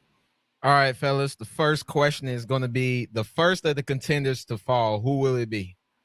All right. If we're counting this as week 0, so numerical, week 1, and I don't want to disappoint the Georgia fans, but I think it's going to be Georgia. I think if I had to pick Georgia Clemson right now, and technically I don't, even though I'm making this prediction, I think I would pick Clemson close. I definitely think Georgia is a national title contender, and I want to be specific with this. A loss to Clemson does not change that. If Georgia loses to Clemson, they are not knocked out of the national championship equation. Now the pressure's on, but the pressure's already on. So I still think Georgia can make a run at the college football playoff, could still win the East, win the SEC. But if I have to say first contender to fall, well, you have a top 5 game next Saturday night in Charlotte. One of those teams is going to lose. At this point, I'm leaning towards picking Clemson. So because of that, I will say the first contender to fall is Georgia in week 1. BJ, hate to start off just agreeing with you, but I couldn't agree more because the thing about it is I think Clemson can afford a loss, BJ, and still find a way to still make it to the college football playoff because they're going to sweep the ACC. Georgia is probably going to be the first to fall, BJ and Cam, and that's going to be rough for them because Kirby Smart is going to have to do something he has not done since he's been the head coach, and that's go undefeated in the SEC. Could not go undefeated in the SEC in all the SEC schedule. Has not gone undefeated in the SEC since he's been the head coach. So for me, it is week 1, the Georgia Bulldogs, because while everybody think it's going to be just fine, that's why we're analysts, and that's why they play. Give me them Georgia Bulldogs week 1. It's the same game. I'll touch on the same game. But I'll go Clemson. I'll go opposite of you guys. Can't have 3 for 3, so I'll go opposite. I know a lot of people disagree with me. I think this is a must-win for Georgia, though. If they're talking about making the college football playoffs, I don't want to hinge my season on playing Bama in the SEC championship. Look how that's happened for us in the past couple of years. So I definitely think Clemson be the first to fall. I think Kirby has a lot of pressure. This is his best year to win the national championship, in my opinion. I know we went 2017, but he was a little ahead of schedule. Since then, you haven't even made the playoffs. So that was 4 years ago, if we think about it. He has a lot of pressure, and I think Clemson would be the first team to fall. Second question. SEC school that loses to a non-Power 5 opponent. All right, I'm going to go week 2 here. And look, some of these games are really tricky, and you may look at it on paper, even for some of the better teams in the SEC, and go, yeah, that's going to be a 24, 28-point win. Okay. I mean, go ahead and believe that if you want. We've seen the Sun Belt and, the MAC and other leagues, independents pull off some big wins. But I think it's going to be Vanderbilt in week 2. And Vanderbilt's got to play East Tennessee State in week 1. That's a good team out of the Southern Conference. But in week 2, they go on the road to Colorado State. And Clark Lee taking over a Vanderbilt program that went winless last year. I think you feel optimistically about maybe the future down the line, but you have some work to do roster-wise, clearly. And you're playing on the road, Colorado State. That's a tricky game. Colorado State normally pretty good, and you're away from home, first road game of the season. So I think the SEC will lose to a G5 in week 2 when Vanderbilt plays at Colorado State early in the season. BJ, I'll take your week 2, and I'll up it to week 3. Give me Mississippi State at Memphis. For those of you who are on the Cincinnati train and the UCF train, you might want to look at Memphis. Them boys might be vowing to be arguably, definitely the second, but probably the best team, the college football team in the state of Tennessee right now. When you think about all the teams and how Tennessee is, they always are, rebuilding Vanderbilt, MTSU, TSU, Austin Peay. So yes, give me Mississippi State, and this is another thing, the air raid versus the air raid, because Memphis, they throw that thing around. So Mississippi State might be looking at a team they want to emulate. So give me week 3, Mississippi State versus the Memphis Tigers, and I think they're going to take a huge L. As I looked around and scrambled for some research to find some teams that was playing some non-Power 5 schools, first 2 teams I looked up was Vanderbilt. BJ, you got that. Ben, you got Mississippi State. I just picked those 2 because I felt like those are the 2 worst. But I have to agree with Ben. Memphis has been a solid program for a while. They sent some guys to the NFL. They've been a solid program. There was a year where I want to say they went 11-1, 11-2, something like that. But they've been contending. I think Memphis will beat them. I think that's going to be a good game. So I couldn't agree more with Ben, and even you, BJ. I couldn't agree more with Vanderbilt. It's just not. We don't look at Vanderbilt for football at this point. Yeah, we'll put it like that. Dan Mullen. Third question. Dan Mullen has his first cringy post-game press conference. I mean, I don't know what he's going to say, Ben, after the Alabama game in week 3. And listen, I think Florida is being underappreciated, or has been. I think they're about ranked where they should be in the coaches poll and the AP poll. But I think a lot of people are sleeping on the Gators. I think Emory Jones is going to have a fantastic year. I'm really excited to see him. Defensively, you bring back so much talent. I mean, Ventrell Miller, Kaiir Elam. It's going to be a good unit on that side of the ball. But what do you say when you play Alabama, especially if it doesn't necessarily go well? And who knows? But if you lose by a couple of scores, I mean, is Dan Mullen going to come out? I mean, he, said some crazy stuff after the Cotton Bowl, it's our JV team or whatever. So if you lose to Alabama and maybe it's not close, I think that one may be it for Dan Mullen. So give me week 3, Florida takes on Alabama. I was going to go week 3, but I'm going to go week 1. You know why? Because Dan Mullen is cringy just in general. Like he doesn't like people asking him questions. In his mind, if I tell you that I'm not the problem, stop asking me why I'm the problem. It's not me. It's my coaching staff. It's my team. It's the fact that I got to deal with these trainers and equipment man and medical officials. So the cringy one, if you've ever seen, it's going to be week 1. You know why, BJ? Because week 1 means now we've seen the product on the field. And we know we don't ask you about what we liked about the product. This is what we tell you what we don't like about the product. The offense scored points, but third down efficiency. Defense made some stops, but couldn't get off the field consistently. So give me the cringeworthy week 1, because when it comes to Dan Mullen, he is not the problem. I just got a $1.5 million extension. Ask me about that. I'm gonna go week 5. I think. He probably knows deep down in his head. I mean, most football coaches ain't gonna say this, but Bama week 3, that's looking a little sketchy. Looking a little scary there. But week 5 at Kentucky, I think that's gonna be a tough game where they could possibly lose, and you could see him have a frustrating press conference or just a weird press conference where he says something real cringy. So I'll go week 5, Kentucky. Fourth question: a challenger to Clemson in the ACC emerges. Who would that challenger be? Is nobody an option? Potentially when you look at it, but no, I will say this. Going back to teams that I think are underappreciated this summer, I think people are overlooking North Carolina State, and this is a program that was really successful a year ago. Beat Liberty late in the season, who was otherwise unbeaten. That was a top 20 win for NC State, and there's a lot of talent coming back, including some local guys on that roster. But Jakeem Harris, Dylan McMahon, there's a lot of talent on that roster. I like the quarterback Devin Leary. You're talking about Bam Knight at running back. Defensively, 2 of the best linebackers in the country, Peyton Wilson, Isaiah Moore. This is a team that is balanced, is experienced, and had success a year ago. And this game, week 4, NC State versus Clemson, is in Raleigh. Now, would I pick NC State to win that game right now? No. Will I pick NC State to win that game that week? No. But do I think NC State is capable of putting a scare into Clemson? Yes. I think NC State is being underappreciated this summer. They probably deserve to be a preseason top 25 team. I think that if you're Clemson and you're looking at the schedule after Georgia, I think that one has your attention. And don't be surprised, at least for a little bit, if that one's closer than you think. So I will go with week 4, Clemson at NC State. For me, I'm gonna go. What is it? I think it's week 6 for them North Carolina boys, because BJ they start. I was gonna go week 1 with North Carolina with Virginia Tech, but I think week 6 they play the boys from Miami. I think it's at Miami, and I know no, it was at Miami last year. It's gonna be at home. North Carolina BJ couldn't handle the smoke, aka Sam Howell couldn't handle the smoke. Dealing with all the preseason expectations. But I think this year it's gonna have to be on the shoulders of Sam Howell.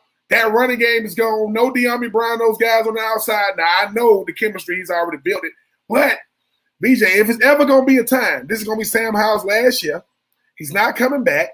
He's not coming back for 2 reasons. One, he can't do nothing else. And 2, he don't want to deal with these new recruits coming in and have to deal with that. So, give me week 6, North Carolina, the U, because that's when North Carolina be able to show why they are built to deal with them boys from Clemson. And thank God for them. They get the luxury of not having to play Clemson in the regular season, only get to meet those boys if they do indeed make it to the ACC championship game in Bank of America Stadium. Something makes me want to pick Boston College because they gave them such a tough time last year when Trevor Lawrence went out. I really want to go that route. I would love to go Miami's route. I just don't think they're there. So I'm forced to pick North Carolina right now. I love Sam Howell. I love him. I love how he plays the game of football. I think he might be the first overall pick. Spencer Rattler might have something to say about that, but I'm definitely going to go North Carolina. I think that's the team. If you're looking at the ACC outside of Clemson, okay, that's the second best team, or that's the best team outside of Clemson. So I'll definitely go North Carolina. Question 5, a G5 team starts banging on the college football playoff door. I mean, how about week 1? Louisiana beats Texas. And listen, does that mean Louisiana is going to make the college football playoff? No, but you're talking about making noise. You're talking about, moving up in the polls. I think Louisiana's in the 20s. If you beat Texas, you move up close to the top 15, maybe the 15, 16, somewhere in that range. And I think Louisiana is legit. Billy Napier's done a great job with that program. You look at this roster. Levi Lewis is a star at quarterback. This team is physical. O'Cyrus Torrance is an All-American along the offensive front. You're really good on special teams. And how did Louisiana open the season last year? How about a 17-point win at Iowa State? Iowa State, who won the Fiesta Bowl and finished in the top 10. A lot of energy around Texas. Steve Sarkisian comes in. You have some really good players, but Louisiana is a challenge for anybody. And I don't think they're going to make the college football playoff, but I do think in terms of making some noise nationally, knocking on the door, maybe taking a step towards the top 10, right away, be ready for that Louisiana game at Texas. Everybody's talking about Texas. Don't forget about the Raging Cajuns. BJ, now I want to premise this. UCF is not that is G5, correct? Oh yeah. Sure. Well, check this out. You're gonna love this one. How about week 6? How about we feature 2 G5s? UCF at Cincinnati. Because this is the thing. People, because this is the great thing about UCF. They have to keep staring, all these obstacles in the face. They go undefeated, play Auburn in the Chick-fil-A Peach beat them. The next year they go undefeated. They got to play LSU and they lose. And that's when Joe Burrow was ascending up. This year, BJ, they tired of hearing about Cincinnati. When you tired of hearing about them, how about you get to deal with it? And I think for me, UCF is a team that's been there more recent. They used to the hate. They used to the fact that people saying it's not a real national championship. I don't care if Mickey Mouse was in the parade. So give me week 6, UCF at Cincinnati, 2 teams vying to just keep waving that G5 flag. I'm gonna stay right on that topic, Ben. This Cincinnati's ranked number 8 in the country, right? Ranked number 8. I will put it like this, and it's set in stone. They played number 17 Indiana week 3, and number 10 or number 9 Notre Dame the week after they play Indiana. So that's week 4. If they beat those 2 teams, and then week 6 you play UCF and you beat them, and you run the table and go undefeated. Here's the cool thing. There's no way you can keep them out, because if Clemson loses game 1 to Georgia, that Cincinnati team has a harder schedule than Clemson, because they've beaten essentially 2 top 25 teams, and Clemson won't play one the entire year. So if this Cincinnati team can run the table and go undefeated and beat everybody handily, even not handily, but just beat everybody, there's no way you can keep them out of the college football playoffs this year. It's a pretty impressive schedule, even outside of Indiana and Notre Dame, UCF, Navy, Then they're gonna have a conference championship game. There's no way you could keep them out. They probably might have to play Memphis or something like that. I think, are they in the same conference? Yep. Oh, is that's a big one to set up their schedule. So Cincinnati, they definitely can make something shake. Keep an eye on the G5. Keep an eye on the G5. I like it. We'll come back. Yeah. We'll talk about our Bud Light Southern Power Poll next. It's 3 and Out on the Southern Pigskin Radio Network.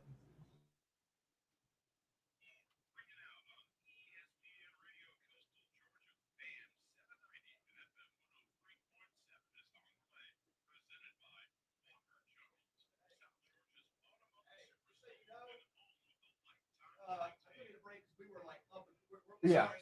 I didn't even notice. Okay. Awesome. That's my fault. I should have conveyed that.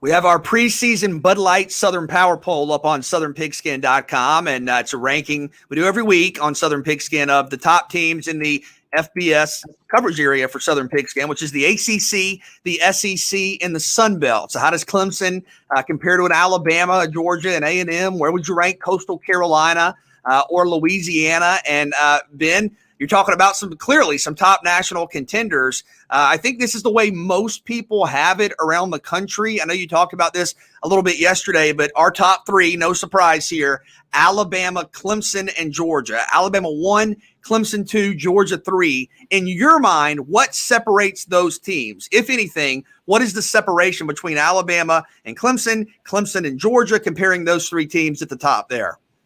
Alabama just finds a way to, no matter what, they got a system that BJ, you just play and plug guys in, and they find a way to go out there and get it done. Clemson is building that 5-star culture, not just having 5-star players. And they're a team that's built to go out there and compete, not just in the ACC, but they pride themselves on what they do in the postseason, because I think they are the only team, if I'm not mistaken, to be in the college football playoff every single year. And Georgia, they got 5-star players. I think the 5-star culture is what they're trying to get to, BJ, because they got everything else, right? They got the coach, they got the players, they got the schemes, they got to find a way to consistently be in the college football playoff.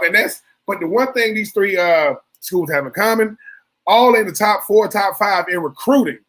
So when you want to be able to say, hey, man, if it ain't the X's and O's, what is it? It's the Jimmys and the Joes. It's the guys you got.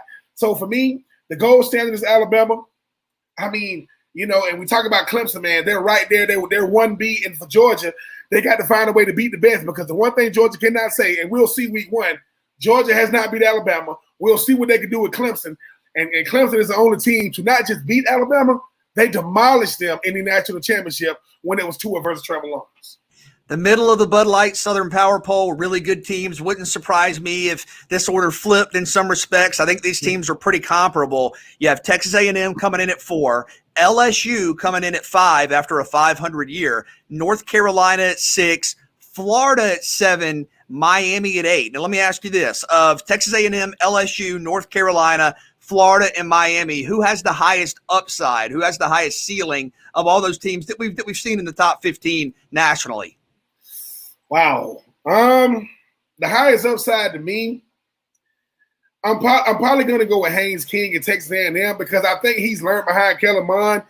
And say what you want about Jimbo Fisher, he's really, really good at developing talent. Kellen Mond is not really appreciated how well he played at Texas A&M, because we're judging him on the teams he didn't beat. Well, if even Nick Saban said it. I mean, outside of Florida, Texas A&M, they didn't beat Alabama, but I'm just saying they were comparable to go out there and meet the talent threshold. But BJ, I think the person in the best situation, though, is Emory Jones. Because Emory Jones is the guy that got recruited by Dan Mullen. He sat back and watched. Okay, I see what you did with Felipe. I see what you did with Kyle Trask. I didn't make no waves. Because Emory Jones, he fits more of the mold of a Dak, of a Tebow, of a Nick Fitzgerald. That's who he fits the mold of. Got the wheels like Dak and Nick. Got the athleticism, I guess you want to call it, like Tebow, but you're trying to see what type of arm he is. So I think Haynes got the most upside, because I think he got a really, really good defense. Why he's trying to figure it out, but I think Emory Jones in the best situation. Now, a couple of teams from the Sun Belt represented in the Bud Light Southern Power Poll. Coastal Carolina comes in at 9, Louisiana at 10, and these are two teams ranked in the national polls. You go back to last season, Coastal Carolina had an undefeated regular season. Louisiana had one loss in the entire year, and that was to Coastal Carolina on a last-second field goal as time expired. I think both of these programs are national programs. I think both deserve to be ranked in the national top 25. And it's kind of, as you see there at 9 and 10, it's kind of hard to separate Coastal Carolina and Louisiana. But I think clearly they're the two front runners in the Sun Belt East and Sun Belt West, respectively. Excuse me, BJ. I think with Grayson McCall and Coastal Carolina, can they used to be dealing with all this hype? Louisiana, BJ, they kind of used to it, right? Because Louisiana, they be setting their sights on, all right, App State, all right, Georgia Southern, all right, Georgia State, all right, Troy. We want to kind of, look for Coastal. It's something that Jamie Chadwell said we had him on. Dude, we got the players. And we might have a better team this year, but it might not show in the wins column. BJ is going to rise and set on the arm of Grayson McCall. He is so underrated. I mean, and once again, it's because of where he plays, not how he plays. I think he was out. I think he missed like one game last year, I think against Georgia Southern, and they didn't miss a beat. But for me, BJ, it's Coastal is can they deal with being in the Sun Belt, not getting the love they're supposed to get, but not letting that cause them to not play down the competition, because Louisiana, they're probably the best team top to bottom. Offense, defense, running the football. You talk about putting guys in the league. They got offensive linemen in the league right now. They got running backs that can go out there and hurt you. But the one thing, BJ, even before we get to the last two, every last one of these teams got a big-time quarterback that can beat you. Every last team. And I think that's what really separated. I mean, Bryce Young, probably the biggest question mark. DJU is trying to be the first Heisman Trophy winner at Clemson. Georgia, they think they got the guy in JT Daniels. Haynes King is replacing a legend. Max Johnson is proving that the situation is not too big. Sam Howell in a class all of his own. Emory Jones, are you ready to be the next guy in the Dan Mullen quarterback whisperer line? Derek King is coming back off of a torn ACL, and obviously Grayson McCall and Levi Lewis. Oh, y'all boys, can y'all both go undefeated again and really have a Sun Belt championship this year? And we rank 12 teams in the Bud Light Southern Power Poll each week. At 11, Ole Miss. You mentioned quarterbacks, Matt Corral. And then at 12, Auburn, with Brian Harsin coming in from Boise State. And look, I think Ole Miss, you got to improve some defensively. Offensively, you're very good. I look at Auburn, and Ben, to me, that's the hardest team to get a feel for. And they come in at 12. I mean, you have a multi-year starter at quarterback, to your point, in Bo Nix. You have one of the best running backs in college football with Tank Bigsby. Defensively, you got some guys, but will the consistency be there? How do you know what to expect from Brian Harsin with Mike Bobo, Derek Mason? The schedule's brutal. But to me, when I look at Auburn, that's the team maybe out of this group that I have the hardest time kind of figuring out or making predictions with confidence for, just because there's so much you don't know. BJ, doesn't that kind of make Auburn dangerous? Because don't we do this every time we think Auburn is going to underwhelm? They play well. Every time they get the hype, they don't. And you mentioned Bo Nix. I mean, people ain't talking about it. They're giving Bo Nix the same thing they gave Joe Burrow. Joe Burrow had guys coming back from the NFL to be able to help him out. Now, I'm not saying that Mike Bobo, is going to do what Coach Brady did for Joe Burrow. But think about what he has now, BJ. Tank Bigsby has a running game. Mike Bobo and Coach Larson, they got two different coaching styles, two different philosophies they want on offense. If Derek Mason, who, if he does nothing else, his Vanderbilt years always had a solid defense. And now he's working with better talent. Derek Mason knows football. And he definitely knows the defensive side of the ball. I think that if Bo Nix, BJ, can just be consistent, don't turn the ball over, don't make stuff up, and really kind of not really go back to his freshman year, but play with confidence, they're going to try to protect him. I don't know, BJ. Auburn might be the one, because I know it's all about Alabama, LSU, Texas A&M. Oh, the party crashers might reside in Auburn. So there you go, a ranking of teams out of the ACC, the SEC, and the Sun Belt. It's the Bud Light Southern Power Poll on southernpigskin.com. Go check it out. We'll update it week to week, and we'll see. Could be some new teams in there. Could be some teams at the bottom moving up. You'll have Georgia and Clemson, of course, play right away in week one. So the Bud Light Southern Power Poll, southernpigskin.com. It's week 0 in college football. We have games tomorrow. We have real college football games tomorrow. We'll come back, make some predictions for those. It's 3 and Out on the Southern Pigskin Radio Network. We're at ESPNCoastal.com.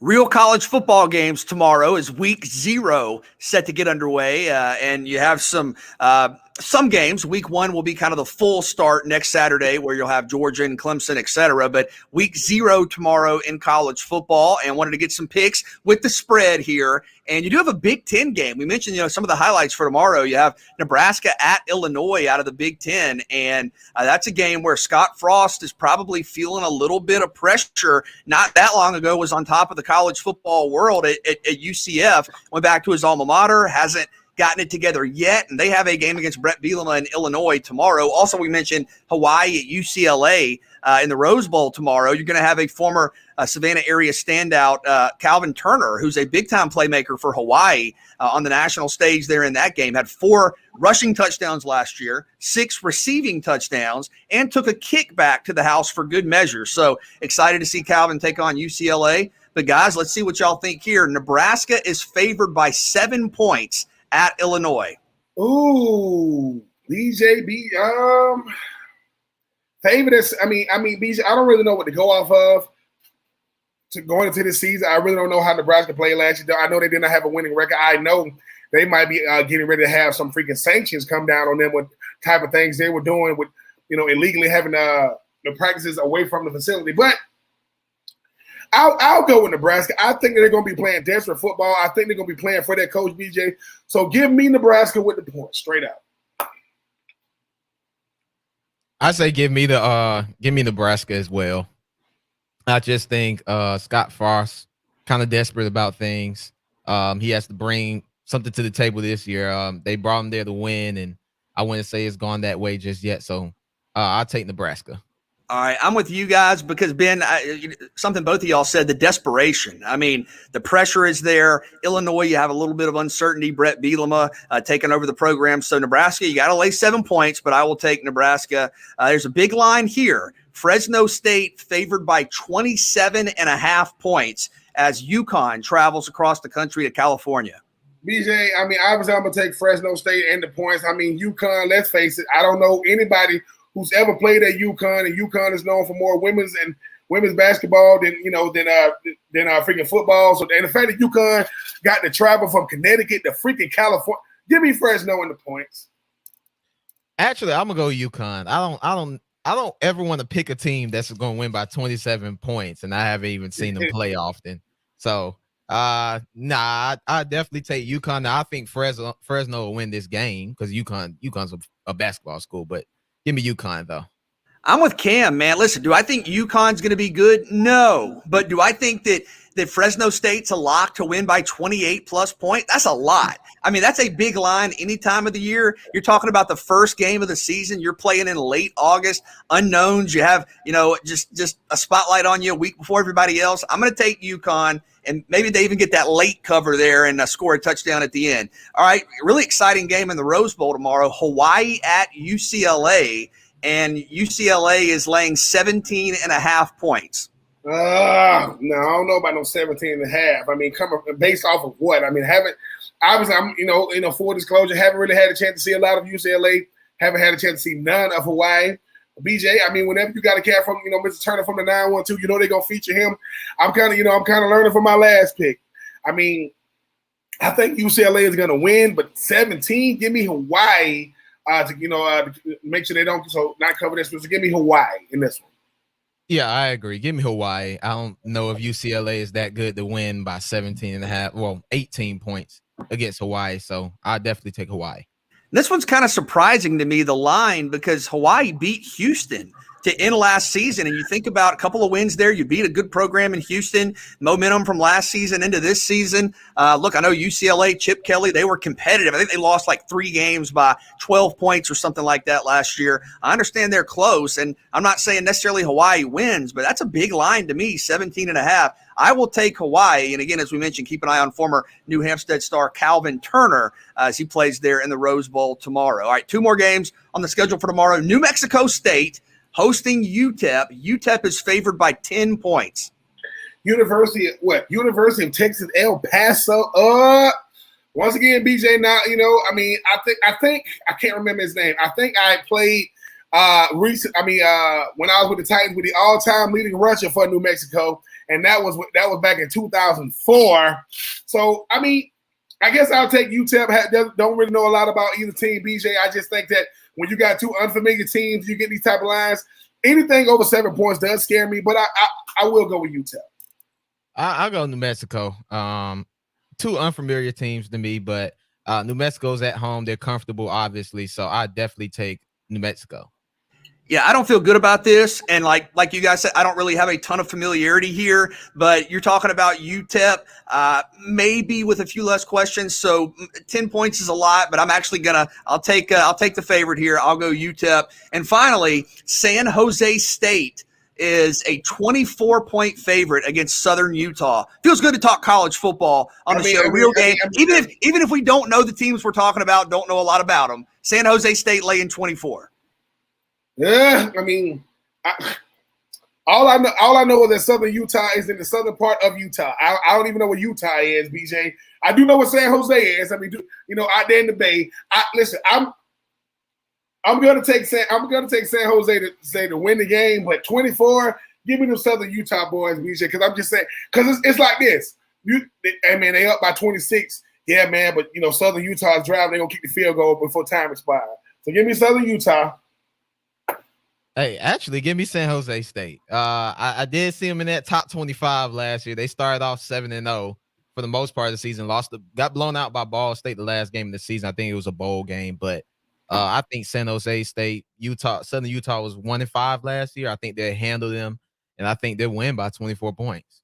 I'm with Cam. He's got the research. Listen, San Jose State, FBS program, Southern Utah, FCS program. Now, I understand the FCS, especially at the top, is right there. But I think week 1, maybe a little more depth or week 0 for San Jose State. So give me San Jose State. I'm going to lay the 24 points. Now, I hope nobody wrote any of this down because we're not keeping track of this because if we do, it's going to be ugly. I mean, week by week, there's going to be a lot of losses, but real college football tomorrow, week 0. And I think the biggest game is that Nebraska-Illinois game. I mean, that's a conference game right away. And Ben, you mentioned Scott Frost, the pressure you had, of course, some NCAA allegations. We'll have to see what happens with that. But man, Nebraska, when I was growing up, you're talking about Tommy Frazier, Lawrence Phillips, Scott Frost, of course, a part of that legacy. I mean, it's been a while. I mean, we talk about Tennessee, you think about some of the programs that haven't been able to get back to the top, but Nebraska has kind of been away from the national spotlight. Is Scott Frost the guy, or is this a situation where if they have another bad season, there might be a head coaching change there? I think you're going to have to, BJ, because sometimes, maybe you just peaked, at another school. I understand that UCF gave him that resume boost he needed to get back in the good grace of Nebraska. Plus, they were throwing a lot of money at him being a former player. You want to kind of go. Everybody wants to say they can win, but where you got, where you learn the game of football and really got your name in the game of football, BJ. But these guys are proven, like Kirby Smart and Steve Spurrier, these guys coming back to your alma mater. That's a lot of pressure because I know the tradition. Yeah, but knowing the tradition and walking through these doors and being there as a player ain't the same as coaching. And BJ, the thing about the Fighting Illini, they've had some really. They had Lovie Smith as a I don't know how many years he was. Ron Zook was that freaking Illinois. So you got two programs. One, obviously Nebraska having way more tradition, but I just think Scott Frost maybe he underestimated BJ because you looking at it. Nebraska's going to recruit well. They're going to get those players in there. But the Big Ten, man, it was trending in another direction. And you guys, Wisconsin is a better program right now than Nebraska. So, yeah, Scott Frost understands that, listen, big name, big school, big expectations. And if you're not meeting those expectations, patience is not a virtue in college football. Vanderbilt only give their coaches 4 years. What do you think Nebraska going to give Scott Frost? It's crazy. But should be a good game. I am happy for 2 reasons. College football is back and Florida's not playing. Let's bring it on. Let's do it. You got to stop doing your Gators like that, man. No, I love them. Listen. I love them. But just listen, but I love them so much, I completely stay away from them when they playing. Can't do it. But can't. Listen, you think it's been ask BJ what he does? Hey, you love the Gators too much, so much you can't watch. And listen, I understand. I get it. If you really, really, really love your team, you can't watch them because you can't emotionally process it or deal with it. We have a lot more to get to here on a Friday on 3 and Out. We'll come back. The Atlanta Braves taking on the team with the best record in baseball, the San Francisco Giants. We'll look at that next. 3 and Out on the Southern Pigskin Radio Network.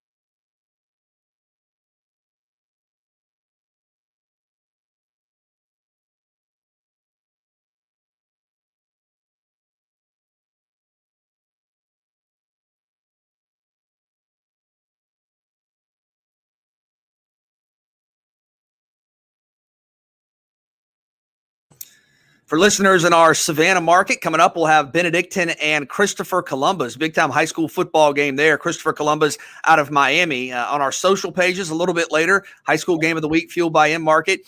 Johnson and New Hampstead. Kevin Thomas and Christian Gokel will be on the call of Benedictine Christopher Columbus, and PJ Zuko will be on the call of Johnson New Hampstead. So looking forward to that. You also have Braves baseball tonight as the Braves are facing the team with the best record, maybe the best team in baseball, the San Francisco Giants.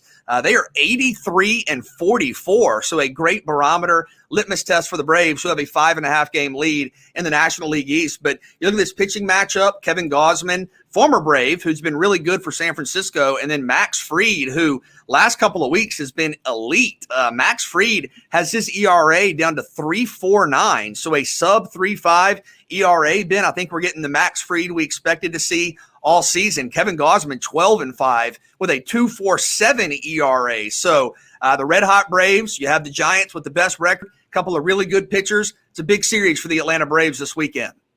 Braves in 2 days, 2 much-needed days off, BJ, and I like the fact that Max Fried is taking the mound against Kevin Gausman, a guy who you want to go up against a really, really good pitcher. You know, if you are Max Fried, but can he stick to his winning ways, BJ? Can he get back to the form that we saw last year? A guy that was leading his Braves pitching staff, even though it was 60 games, him and Ian Anderson and those guys. But very, very impressed with what the Braves are doing. Whenever you can keep your lead and you did not play the last 2 games, has shown that the rest of this NL East, they kind of imploding right now. That has nothing to do. That is not the Braves' problem. I am not feeling sorry for no Mets or no Phillies, so no Marlins or none of them. But I think with this Braves team, BJ, can they continue to play with? Can this infield with Isaac, Freddie Free, Dansby, and Austin Riley, can they continue to be, that spark for this team? Because the thing is, we do have a real outfield now. Soler and those guys have made the outfield look like a real one, but it could be anybody's night. From the new additions, to the guys that's been here. Freddie Free, we are still waiting on that breaking news, BJ. Freddie Free is re-signed. I know that $200 million or whatever they're going to give him. Alex Anthopoulos doesn't, but think about Alex, BJ. 4th year, took over a crazy front office. Your first big signing as a freaking GM is Freddie Freeman. Man, I don't know what Alex Anthopoulos does, but if Alex Anthopoulos is going to Vegas, I'm going with him because all this dude does is win. But come on, Braves, keep with them winning ways. Because them San Francisco Giants, BJ. I mean, Braves go from dealing with the Dodgers, now they got to deal with the freaking Giants. Trying to win a 4th straight division title. And something you've talked about the last couple of weeks, championship culture with Atlanta, with the expectations. How big of a role has that played in Atlanta chasing yet another, again, division title? I don't know if that was Alex Anthopoulos, what he was planning on doing, BJ, when he took over, but that's what he's created. And the biggest surprise to the Braves, it ain't the Braves, it ain't Alex, it's freaking Snit. When Snit got hired as the freaking manager, people were like, why would you take a guy that's been with the Braves for 40 years? And you know what it does, BJ? They gave him a Ferrari. And you know what he does? He drives it very slow.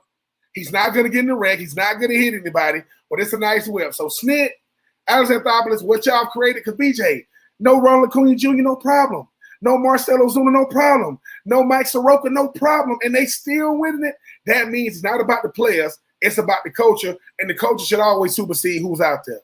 And a 5.5 game lead. Yeah, it's been really crazy watching the Phillies struggle. Had a lead over the Braves not long ago, a multi-game lead. In the last 10 days alone, they have gone 0-4 against the Arizona Diamondbacks, who are awful. So, like you said, Philadelphia, the Braves had a couple of days off, gained a game in the standings. And Max Fried and Kevin Gausman, former Brave, tonight as Atlanta takes on the Giants. Best record in baseball for a 3-game series. Enjoy the high school football tonight in our Savannah market. Benedictine and Christopher Columbus out of Miami. Kevin Thomas and Christian Gokel on the call there. And digitally on our social properties, high school game day, game of the week, fueled by M-Market, Johnson and New Hampstead. PJ Zuko will be on the call there. Enjoy the football this weekend. And next week, we'll have a lot more to talk about, needless to say. We'll see you. It's 3 and Out all across the Southern Pigskin Radio Network, streaming live, ESPNCoastal.com.